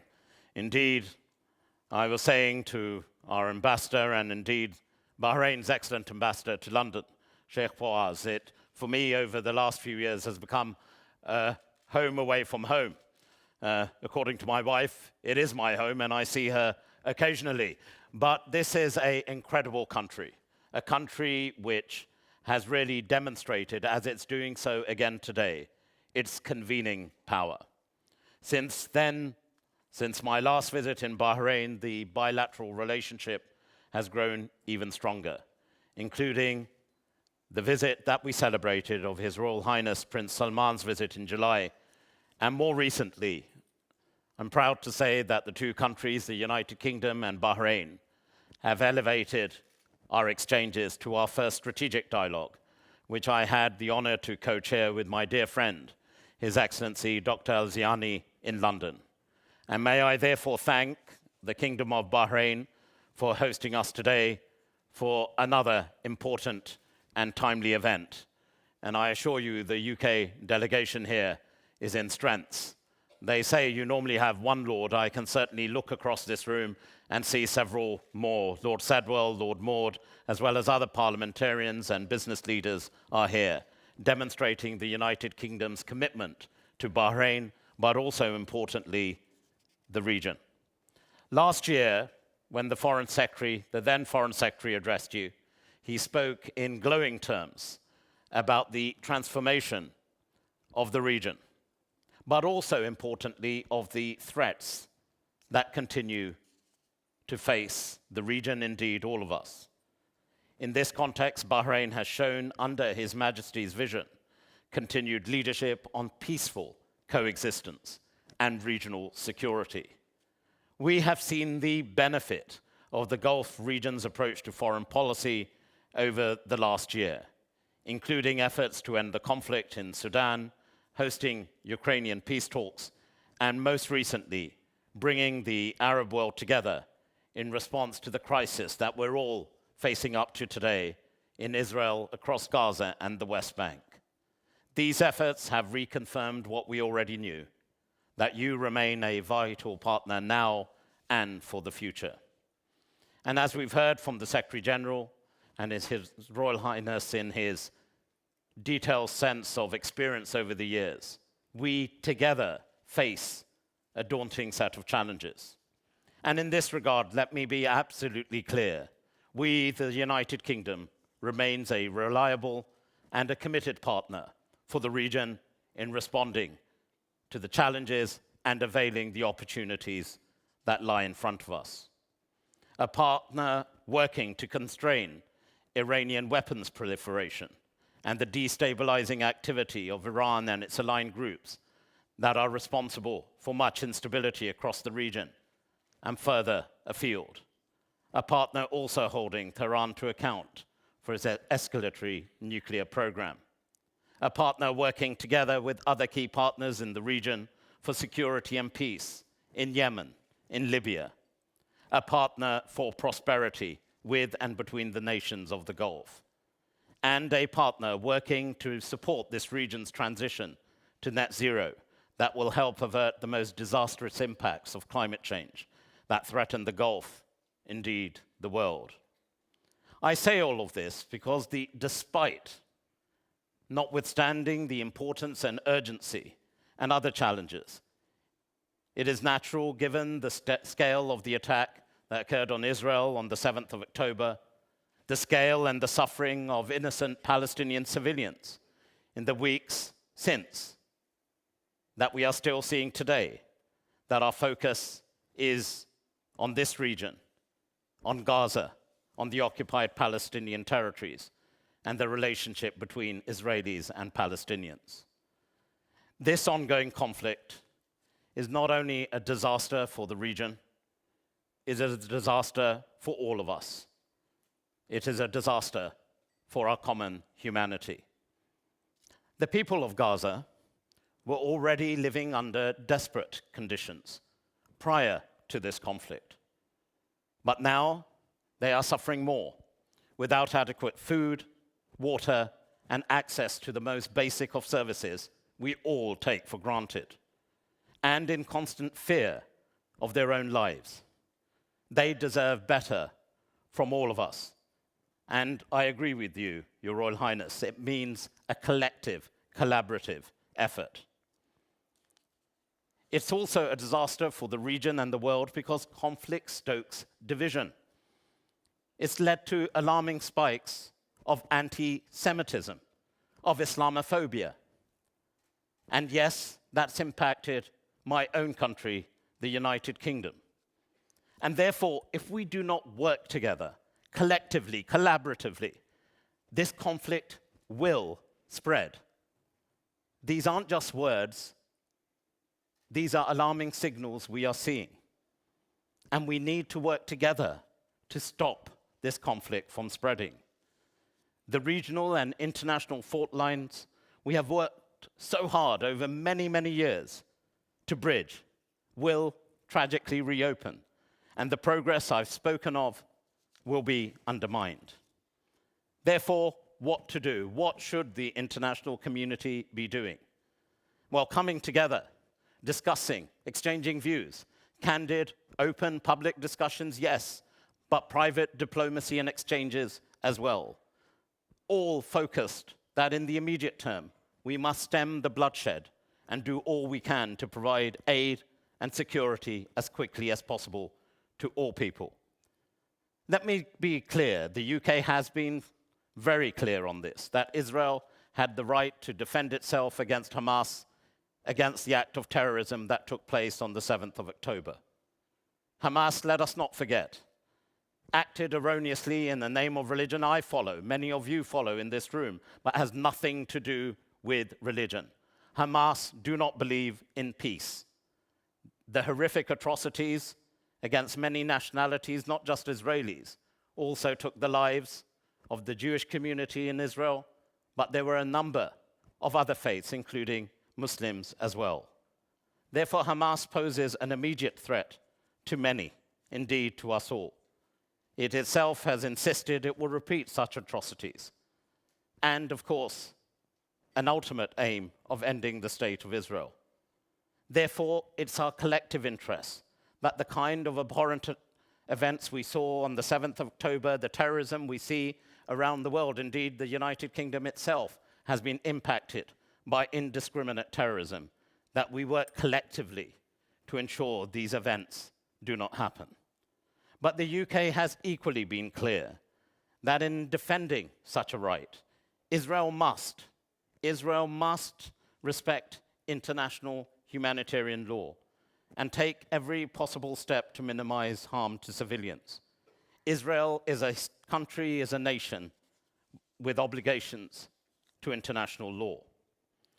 This also includes respecting the sanctity of hospitals so that doctors, who do an incredible job as we're seeing for ourselves, can continue to care for the ill, the injured, the sick.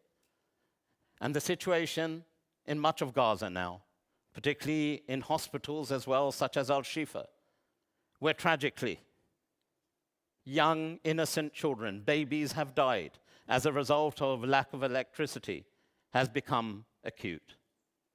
Too many people, too many innocent children, too many babies, too many lives lost. Every life matters, irrespective of Israeli or Palestinian, Jewish, Muslim, or Christian. Every life matters. Humanity matters. And that is why the UK, led by the Prime Minister, has been engaged widely with our friends and allies and partners in this region, including many of you here, and importantly, with the incredible aid agencies, including the United Nations, to get life-saving aid to those in Gaza. And let us pay tribute to those brave workers from the UN and other agencies who continue to work in conflict-affected zones.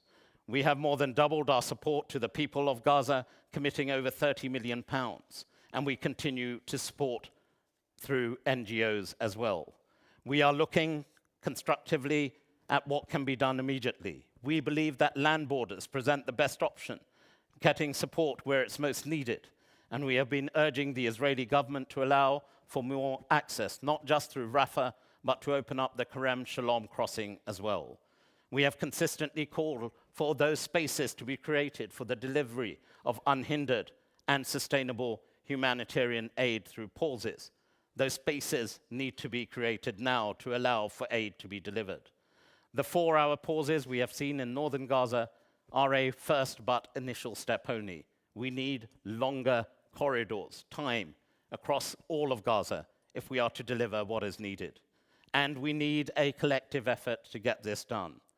On Wednesday, the UN Security Council called, and I quote, for urgent extended humanitarian pauses for sufficient number of days to allow for aid access. And we must work towards this end.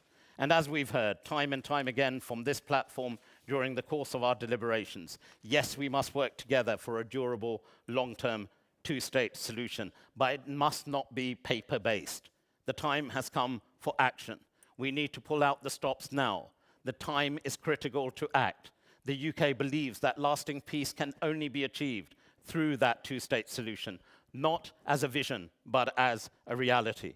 We agreed that Gaza at the G7 and with other countries, the steps were laid out by Secretary Blinken, and we stand by those. Not a path that exists only in principle or in the minds of diplomats or officials, but, as we've seen today, not again a cycle of repeated resolutions that make too little difference on the ground. We need a real pathway, a pathway to peace, a pathway which is real, to restore hope in the future for all the peoples of the region, a hope, ladies and gentlemen, your excellencies, that has been lacking for too long. I end my comments with a quote many of you in this room will recognize. I know, Your Royal Highness, you will recognize it. Secretary General, you will recognize it. In 1994, the words were, "There is only one radical means of sanctifying human lives.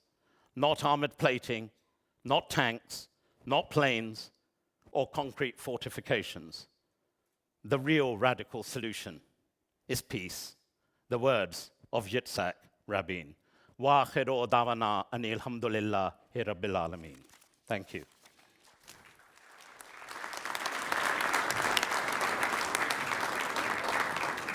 Thank you very much. We'll now turn to comments and questions from the floor, but I hope also we'll turn to ideas from the floor. What is to be done, when, by who, how? There was a question this morning about the in-between time. Let's say there is a cessation of hostilities of some kind, and the aspiration of a two-state solution is still there. What is the work that needs to be done by who, how, and when in that in-between time to ensure the in-between time is short?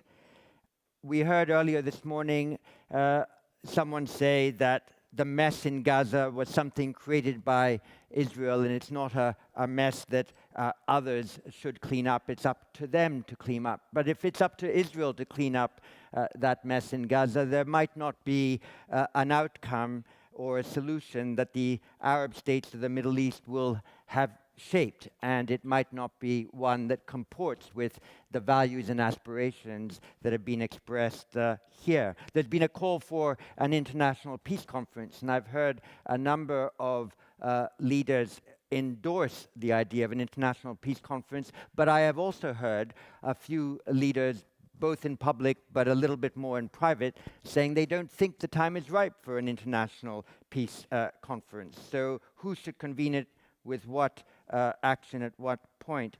And I thought there was some very interesting points made now about the need to communicate with Israeli civil society. Before October 7th, the biggest problem in Israel was the polarization of its own society and the concern of a majority of its population that it would become a theocratic state led by Jewish extremists. So there are many in Israel who have a concern about the way in which Israeli society was moving towards. And in this delicate time of transition, there will need to be a discourse not just to a government in Israel, but also to that wounded civil society that was already divided in Israel before the 7th of October. So the best ideas possible from all of you, and I'll ask first Basima Halawe-Rowe. Thank you. My question for Prince Turkey. So last night, His Royal Highness Sheikh Salman bin Hamad talked about important fact many tend to ignore. That is the threat of another terrorist group, like what happened with Al-Qaeda or Daesh. And right now, we have the same threat that will result from the cycle of violence. You have hatred, you have revenge, you have extremism, not only among Israeli or among Palestinian, but also you see that wave of hatred and extremism targeting the moderate Gulf countries like Saudi Arabia, Bahrain, and UAE, just for saying their moderate position. My question, sir, you say there is no lack of initiative. Is there any initiative that address this destructive emotion? Violence breeds violence, but peace comes from within. Thank you. Leila Moran. Thank you very much. A theme across this dialogue has been on the importance of adherence to international humanitarian law. I think there is broad agreement that Hamas has undoubtedly breached it. And the UN, alongside other countries, have said that they're concerned Israel has too. But Israel doesn't recognize the jurisdiction of the International Criminal Court. And in fact, Netanyahu has called these assertions, and I think I quote, hogwash. So if the mechanism to hold Israel and Hamas in particular accountable, if it's not the ICC, what is it? Thank you. Bill Emmett. Thank you, John, and thank you very much to all of the panel for some very, very thought-provoking remarks. I don't have an idea, but I do have an idea about what we need an idea about, which I think the Prince Turki and Mr. Elgate particularly focused helpfully on, which is the need for, in coming up with the initiative, to include security for both parties in as full a way as possible. So I'd like to ask you if you could help us by speaking a little further about how you see what sort of framework all of us can think about in how to implement an idea of adding equal security for both parties to the Arab Peace Initiative from 2002, and how, in doing so, we can all, and you can take account of the unavoidable question of Iran. Thank you. Another voice of experience, Amr Musa. Go ahead. Amr, your microphone is on. You. Well, okay, thank you very much.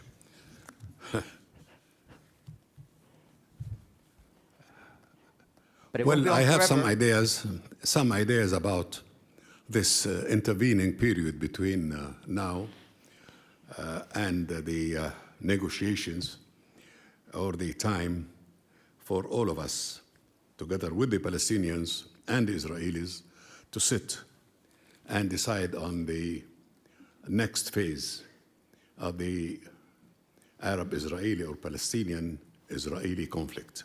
I suggest that in this intervening period, we have to call for elections in the Palestinian territories, West Bank, Gaza, and East Jerusalem.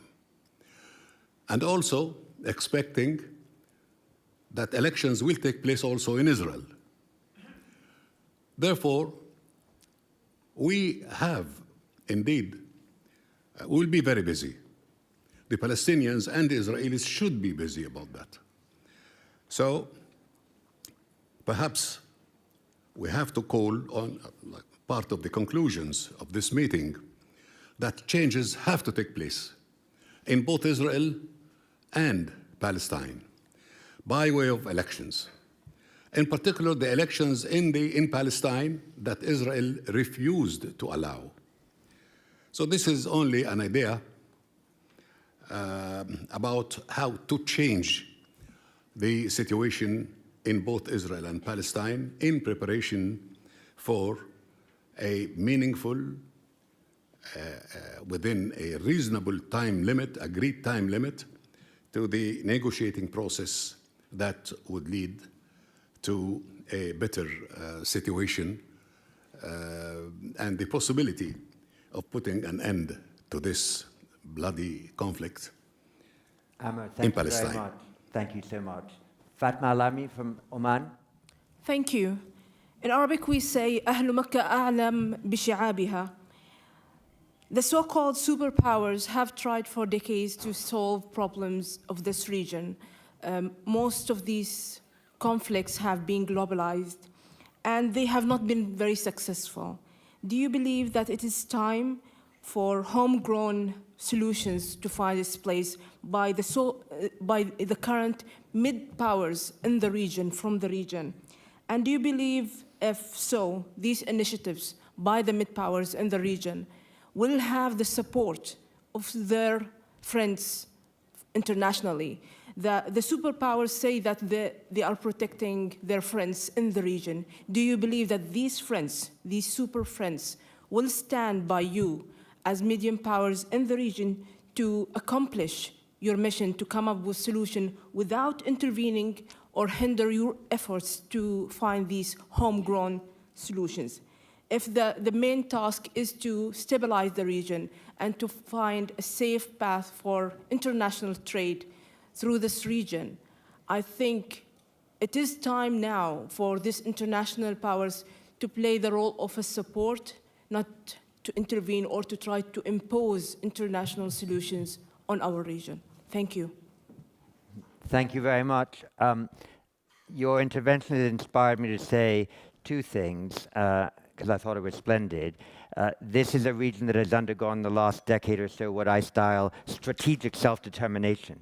That is, 40 years ago, it was about political self-determination, gaining and asserting and maintaining independence as a matter of sovereignty. But strategic self-determination meant taking more autonomous charge of the direction of the nation and the region. And some of us have conjured with the idea that for this crisis, as for many decades ago, the Yugoslav crisis in Europe, perhaps a contact group needs to be formed of 5 or 6 of the regional states with the greatest variety of contacts and influence in the region to fast-track a locally made solution. So Thank you for inviting that thought, and perhaps some on the panel might wish to comment further on that. But for the moment, let's go to Saad Al-Qahtani from Saudi Arabia. Yes, thank you. They are talking about what Hamas did as if a new problem had emerged that had no historical ties. Mr. Ahmed, is not Hamas attack the result of the international community's failure to find a solution to the Palestinian problem? Thank you. Thank you very much. And from Jordan, Awsal Waswadin. I want to ask about the taking action and the two-state solution. The reality on the ground and the ideal that we're thinking about, there is a real discrepancy between them. And I'm thinking about how do you reach a two-state solution? Do you solve for the settlements? Are more than 500,000 settlers moving out of the West Bank? What if Hamas wins the election that we're calling for? And on another point, I want to ask about the growing idea in think tanks and academia of a one-state solution. I think that happened before in South Africa and Southern African countries. What do you think about that? Do you have any thoughts? Are we going to reach this stage in the next 2 decades if it wasn't solved through a two-state solution? Thank you very much. And from Italy, Maria Fantappi. Thank you. My question is for His Royal Highness Prince Turki. You rightly said that we should not condition ceasefire to hostage release, and the political solution should be discussed quickly, and not only for Gaza, but for the Palestinian issue as a whole. Can the Kingdom of Saudi Arabia lead an initiative on this, maybe in the framework of the international conference that you were mentioning? Can you lay out what could allow the kingdom to lead this initiative, and how key will be the support of the US and other global powers like China for the kingdom to lead this initiative? Thank you, sir. And Barry Al-Mudin. Thank you, John. My question is to Lord Ahmed. Thank you for the impassioned speech coming from the UK. Is quite interesting. My questions are two. One of them is, don't you think when our government calls for no ceasefire and then gets the parliament to vote on it for some more support, is actually sanctioning more killing of women and children in Gaza? No ceasefire, it means no killing. It's a very simple equation. And of course, Netanyahu has promised us a very long war. The second question, would you support our own Karim Khan in the International Criminal Court in pursuing taking both Hamas and Israel to court? Thank you. And from the UK, Shahan Talabani. Thank you. Thank you, Your Royal Highness and Your Excellencies. My question is actually more on the practicalities of this interim period that we've sort of referenced in Gaza. We're looking at sort of 500,000 to 1 million internally displaced people in Gaza, and I suppose the practical issue at hand is one of policing and security. And Your Royal Highness, you made reference to the need to ensure Palestinian security as well as Israeli in this context. So how do you all see, I suppose, a question and a sort of implied suggestion, regional states perhaps coming together to support what would look like a roadmap for the policing and security issue in this interim period in Gaza? Thank you very much. And from Saudi Arabia, Al-Jawahara Abothin. Thank you, John. My question for Secretary General of the Arab League. The Kingdom of Saudi Arabia has repeated its commitment to the Arab Peace Initiative, which aims to achieve comprehensive peace in the region. The Kingdom continues to work diligently and support efforts to achieve peace in the region. Therefore, after the passage of time since the initiative was first proposed, my question is the international community serious about adopting a unified stance to implement this initiative, which which was designed to put an end to the ongoing conflict in the region? Thank you. And from Kuwait, Sheikh Sabah Sabah.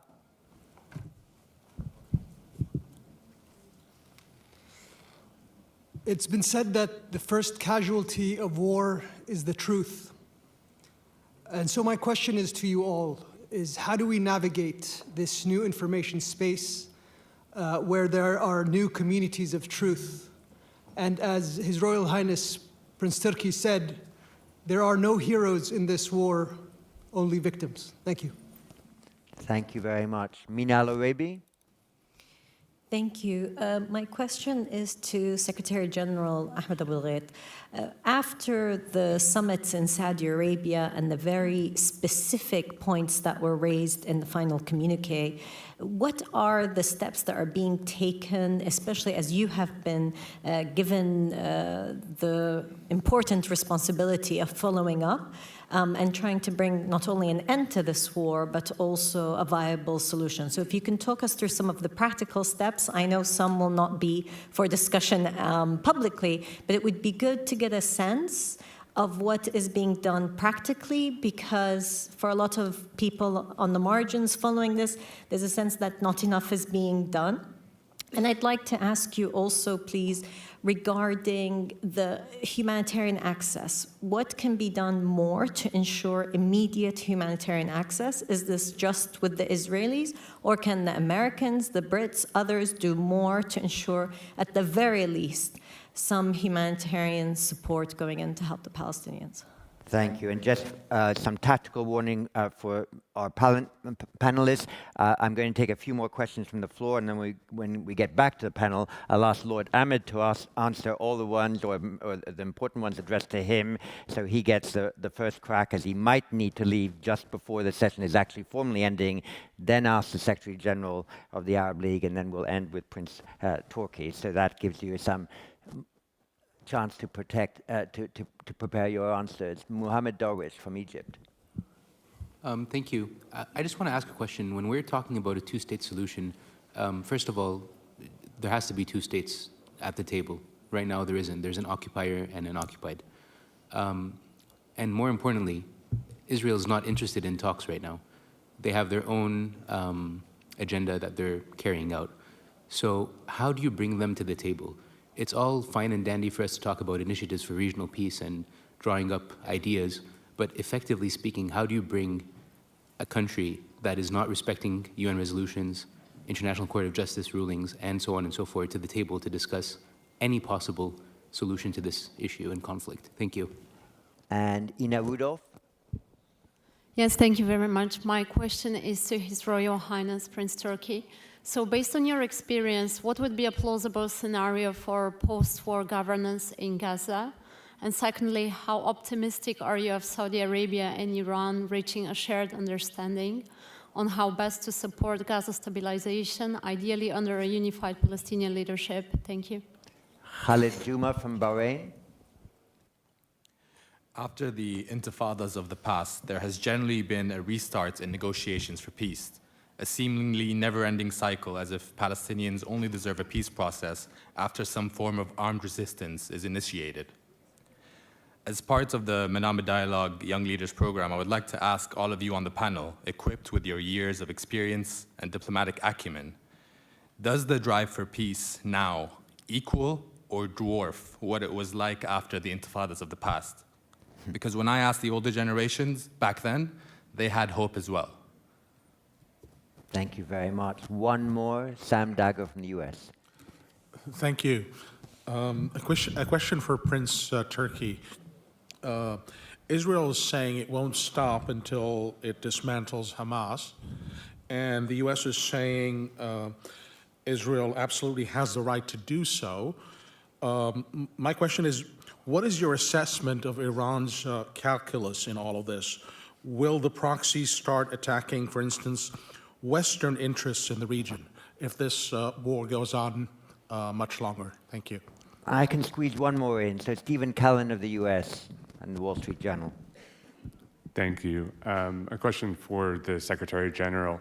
The Arab League and a number of countries, including Egypt, have made it clear their strong opposition to any displacement of Palestinians outside of Gaza. But in the past month, we've seen a massive displacement inside of Gaza. And in the past week, we've seen indications that the million or so Palestinians that have moved to the south will next be moved to the west, to Mawasi, and potentially, into an increasingly smaller and smaller place, potentially out of Gaza. And so I wonder how Arab states, how the Arab League, your assessment of how Egypt would resist hundreds of thousands of Gazans heading towards the border, if for no other reason, for their own safety. Thank you very much. So as I said, back to the panel, and you cannot answer every question that was posed, 2 or 3 that are most important, but where possible, offer some practical suggestions as to what needs to be done. Lord Ahmed first. Well, first of all, thank you. Very wide-ranging questions and all very pertinent. Just some practical steps. I think one thing which needs to be very clear is the who. If not Hamas, then who? And for us, along with many other partners from the region and elsewhere, it's very clear that we need to now support the Palestinian Authority, both in terms of technical support, the releasing of financing so the Palestinian Authority doesn't collapse in the West Banks, because the highest risk of contagion right now is in the West Bank. And we need to ensure that countries like the UK, countries like the US and others who have influence over Israel make the point very plainly and simply about the need to curtail settler violence. And I can assure you we're doing just that. We also need to ensure there's a horizon here for the Palestinian people themselves about what comes next. And I assure you again, without going into details, we're engaging directly with various parts of the Palestinian leadership. There was a key point that you raised also about civil society, both within the Palestinian territories, but also Israel. We shouldn't forget 21% of the population of Israel is Israeli Arab. There are people of different faiths, so I also believe very strongly faith communities have an important pathway through track 2 diplomacy to also contribute to this. There were also important elements of building in structures on governance, and the answer is not readily available today. But I think we need to be thinking, as we look to bring this conflict to an end and ensure that people get the support they need in Gaza, that we are also looking and working back from a 2-state solution. This shouldn't be a vision 2, it should be a work back from the delivery of a 2-state solution and what blocks need to go into place now. Of course, we need the conflict to end. It's our belief that, yes, the issue of hostages is an important one, and we're focused on that to allow for that humanitarian space, because that's exactly what diplomacy focuses on, certainly from my experience, about creating those spaces where that arrangement, that consensus can be met. There were a few specific questions to me. First of all, just the general one, if I can take on the ICC. First and foremost, the ICC is independent. And anyone who knows the prosecutor knows he's both robust and equally proud of his independence. He has been to the region. He will make his assessments appropriately. And from our perspective in the UK, we're strong supporters of the ICC in terms of the international rule of law. One of my parliamentary contacts, Leila, asked about jurisdiction. That will be a matter for the courts. But it's important also to make the point that the international rules-based order, which was set up after the Second World War, was one to stop conflict, and where it couldn't stop conflict, to ensure that when that conflict was assessed, that where independent judiciaries and assessments were made, that people would be held accountable for that. There was a question, if I may, on the issue of regional support, this concept of a new core group of countries. You know, I am an optimist. There was a question made about hope in this really, really dark cloud. And just to be clear, yes, what happened on the 7th of October was a abhorrent terrorist attack against Israel, indiscriminate. But I also accept that there is a history to this conflict. You know, that's why we've been talking about different resolutions. That's why I quoted Yitzhak Rabin at the end of my speech, because this has been looked at before. Agreements have been reached, where the issue is one of delivery. And I do subscribe that we need our key regional partners here in this room to ensure that we help to deliver the outcome. This means that there are countries with existing peace agreements with Israel, namely Egypt and Jordan. We have 3 Abraham Accord countries who have signed agreements with Israel, and there are other countries, albeit through private diplomacy, engaged with Israel. It is in Israel's interest and in the region's interest, indeed all our interests, that agreements can be reached. But we are all accepting of the key principle that a solution can only be found once there is a realization of an independent state of Palestine next to secure and stable Israel. And I'd go one step further in terms of my own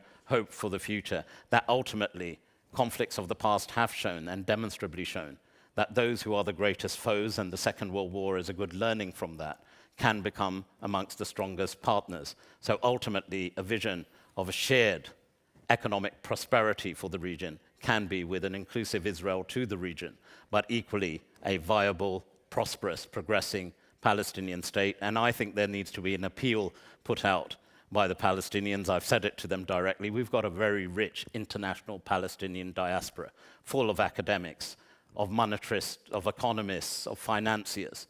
That is what's needed to provide that structure, the basis of good governance. And the United Kingdom, amongst others, stands ready to play its part on this core group of regional partners supported with key countries such as the US, ourselves, and the EU to ensure that we actually bring this about. And the final thing I'd say is the time window is short. I'm going to give you a personal anecdote about conflicts that happen. Children matter. I've got 3 of my own. My youngest is only 9. He knows what I do. As he was watching and listening, and we have these red boxes for ministers in the UK, he came into the study and he said, "Daddy, isn't it strange?" And I said, "What's strange?" He said, "Is the war in Ukraine still happening?" And I said, "Yes." He said, "Why isn't anyone talking about it yet?" And that is why I make that point, that this time window we have is important. But you know what? The world is seized with this particular moment. I was looking at solutions for the 2-state solution in advance of the current events that we've seen. But the whole world, not just the region, not just Israelis and Palestinians, the whole world is looking at it, and I think we have a time window of opportunity. So let's make it count. Thank you. Thank you very much, Lord Ahmed. As I move across 4 minutes or so each to the distinguished gentleman to my right, but I might ask the Secretary General of the Arab League.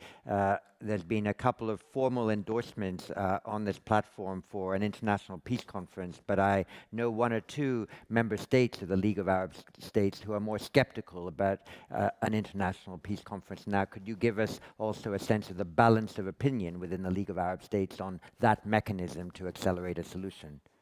Abu Ghaid. Yes. The idea of the international conference was aired by the Palestinians years and years ago.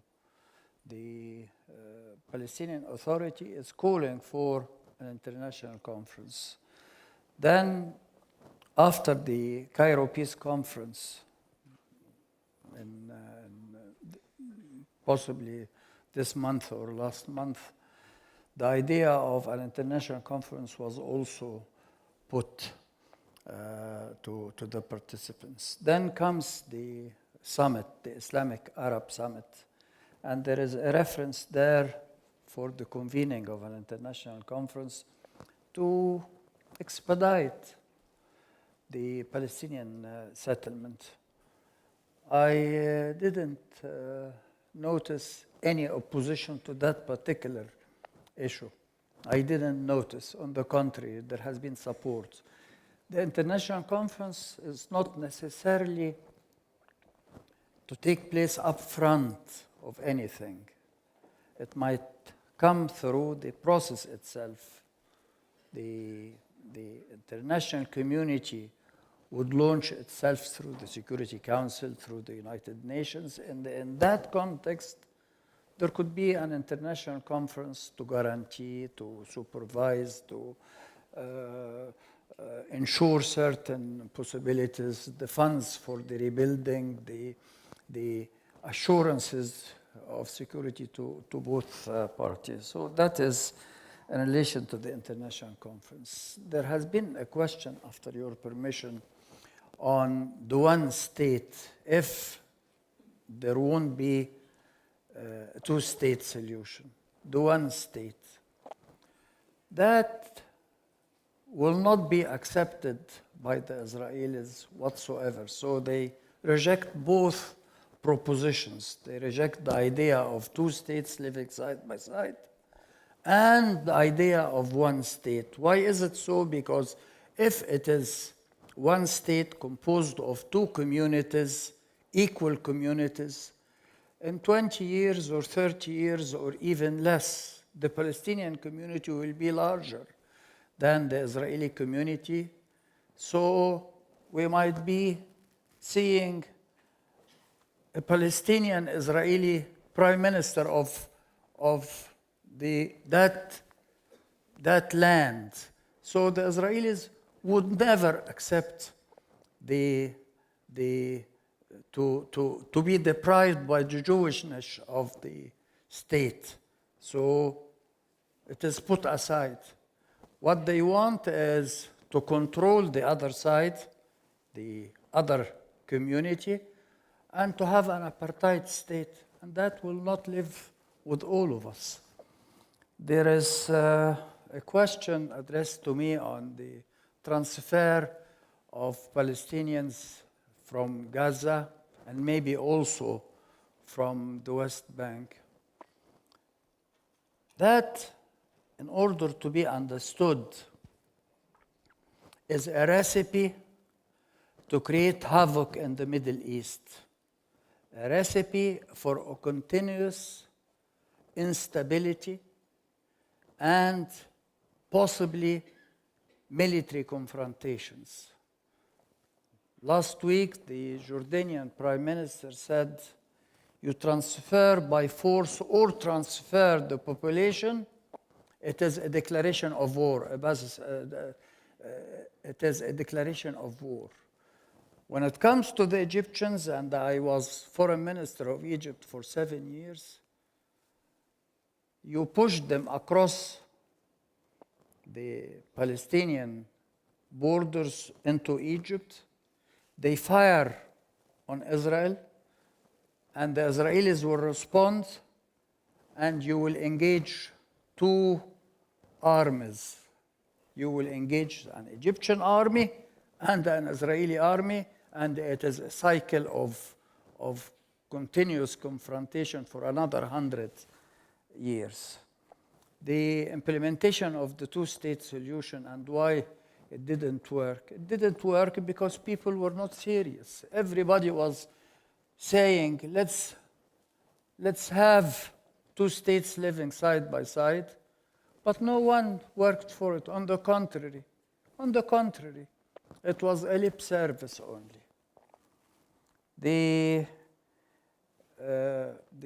How to implement the resolutions of the last summit, the Islamic Arab Summit. In few days, the committee that was established during the summit from Arab as well as Muslim countries, a committee, including the Secretary General of both organizations, will be visiting the capitals of the 5 permanent representatives, trying to convince them how to do it. The next maybe 96 hours or even less.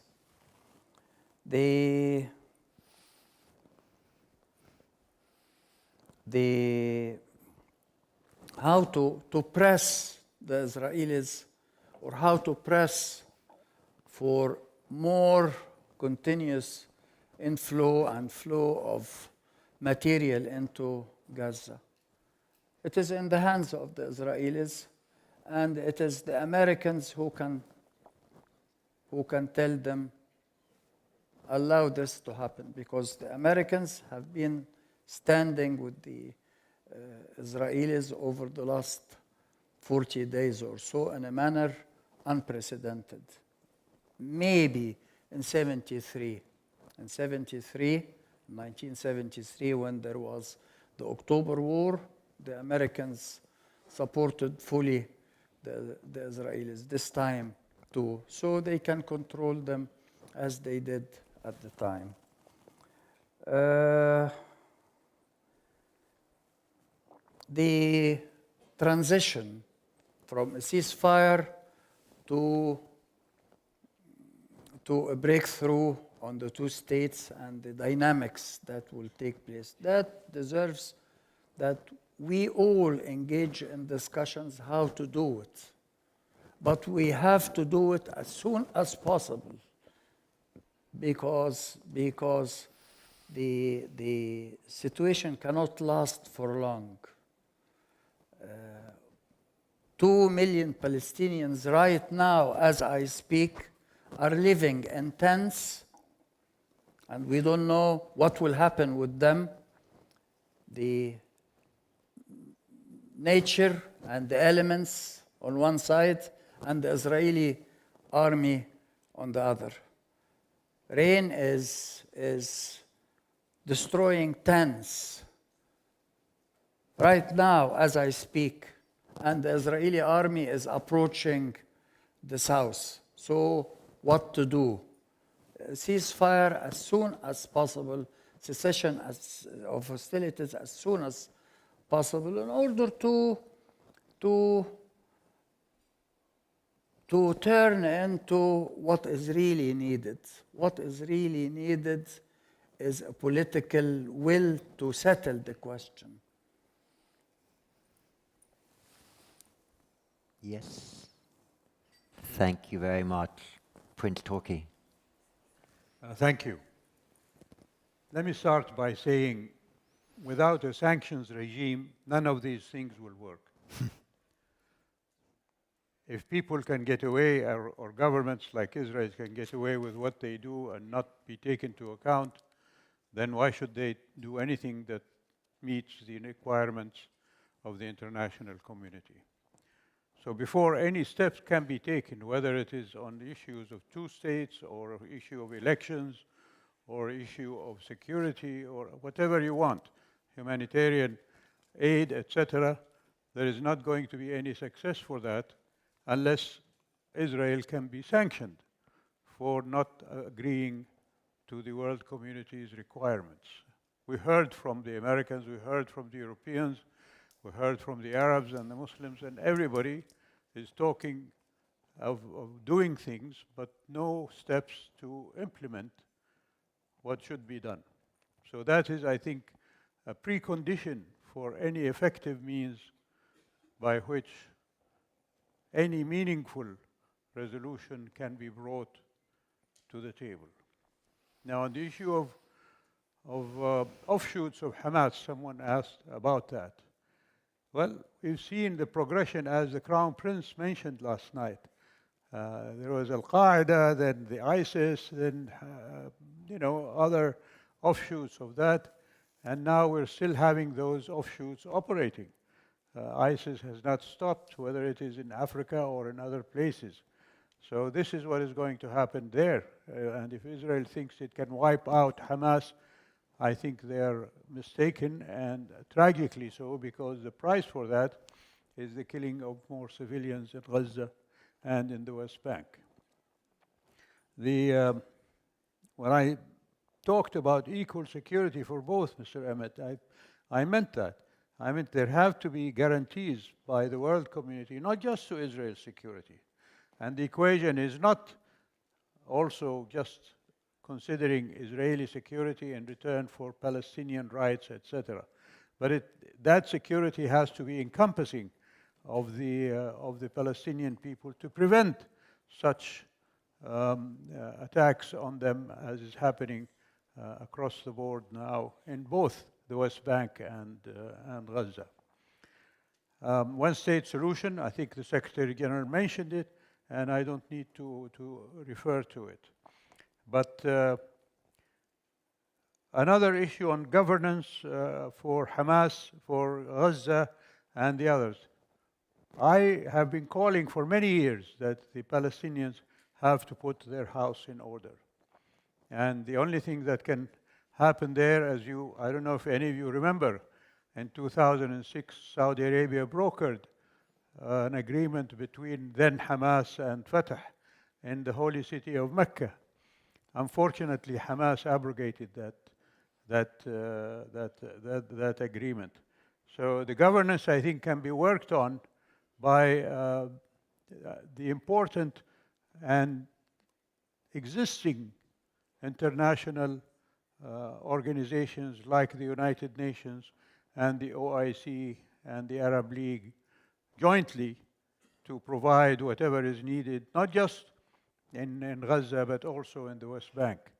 And from there as well, I think the stumbling block has always been Israel's resistance to accepting anything from such organizations, particularly the United Nations.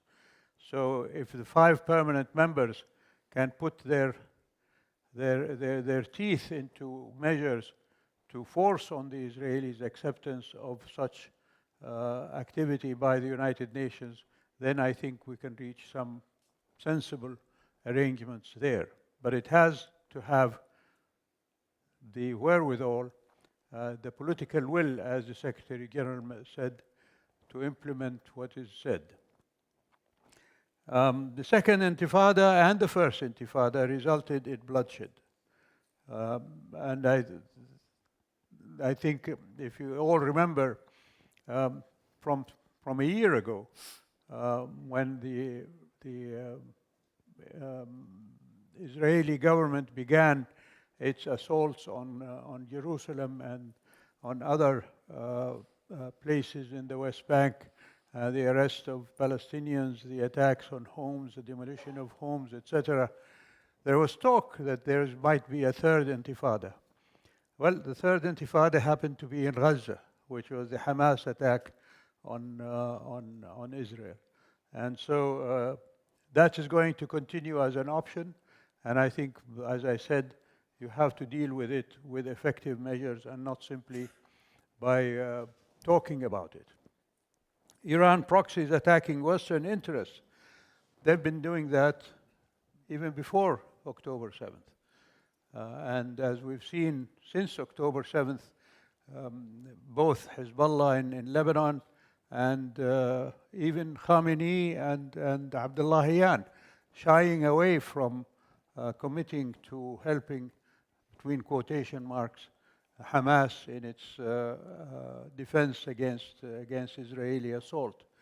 So I don't expect that there will be any expansion of the role of Iran in supporting Hamas. They've already done their job. They've supported Hamas over the past few years. The irony here, of course, is that Israel has been supporting Hamas. Our neighboring state, Qatar, has been sending money to Gaza, and it was Israeli banks that was allowing that money to get to Hamas, without anybody accounting for that, where that money is going and who's going to receive it, etc., etc.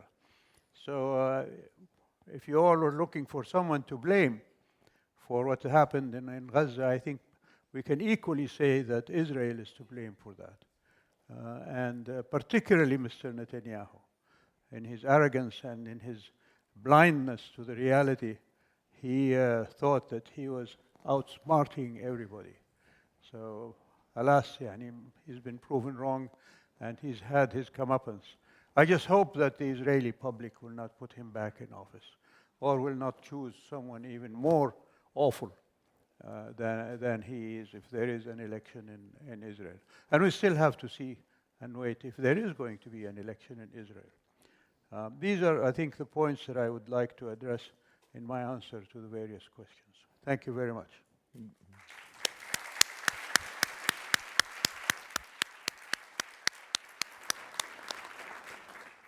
Well, the spontaneous applause proves the wisdom of your remarks, the experience demonstrated by our Secretary General of the League of Arab States, and I hope also shows appreciation for our third plenary speaker, who was on his way to Doha, no doubt to discuss some of these issues. It's been an extraordinary 9-to-5 day. Tomorrow we have 8 speakers. You deserve a little bit of rest and intellectual stimulation that you provide for each other, perhaps over dinner. But again, thank all the speakers again, and thank you for your ideas today.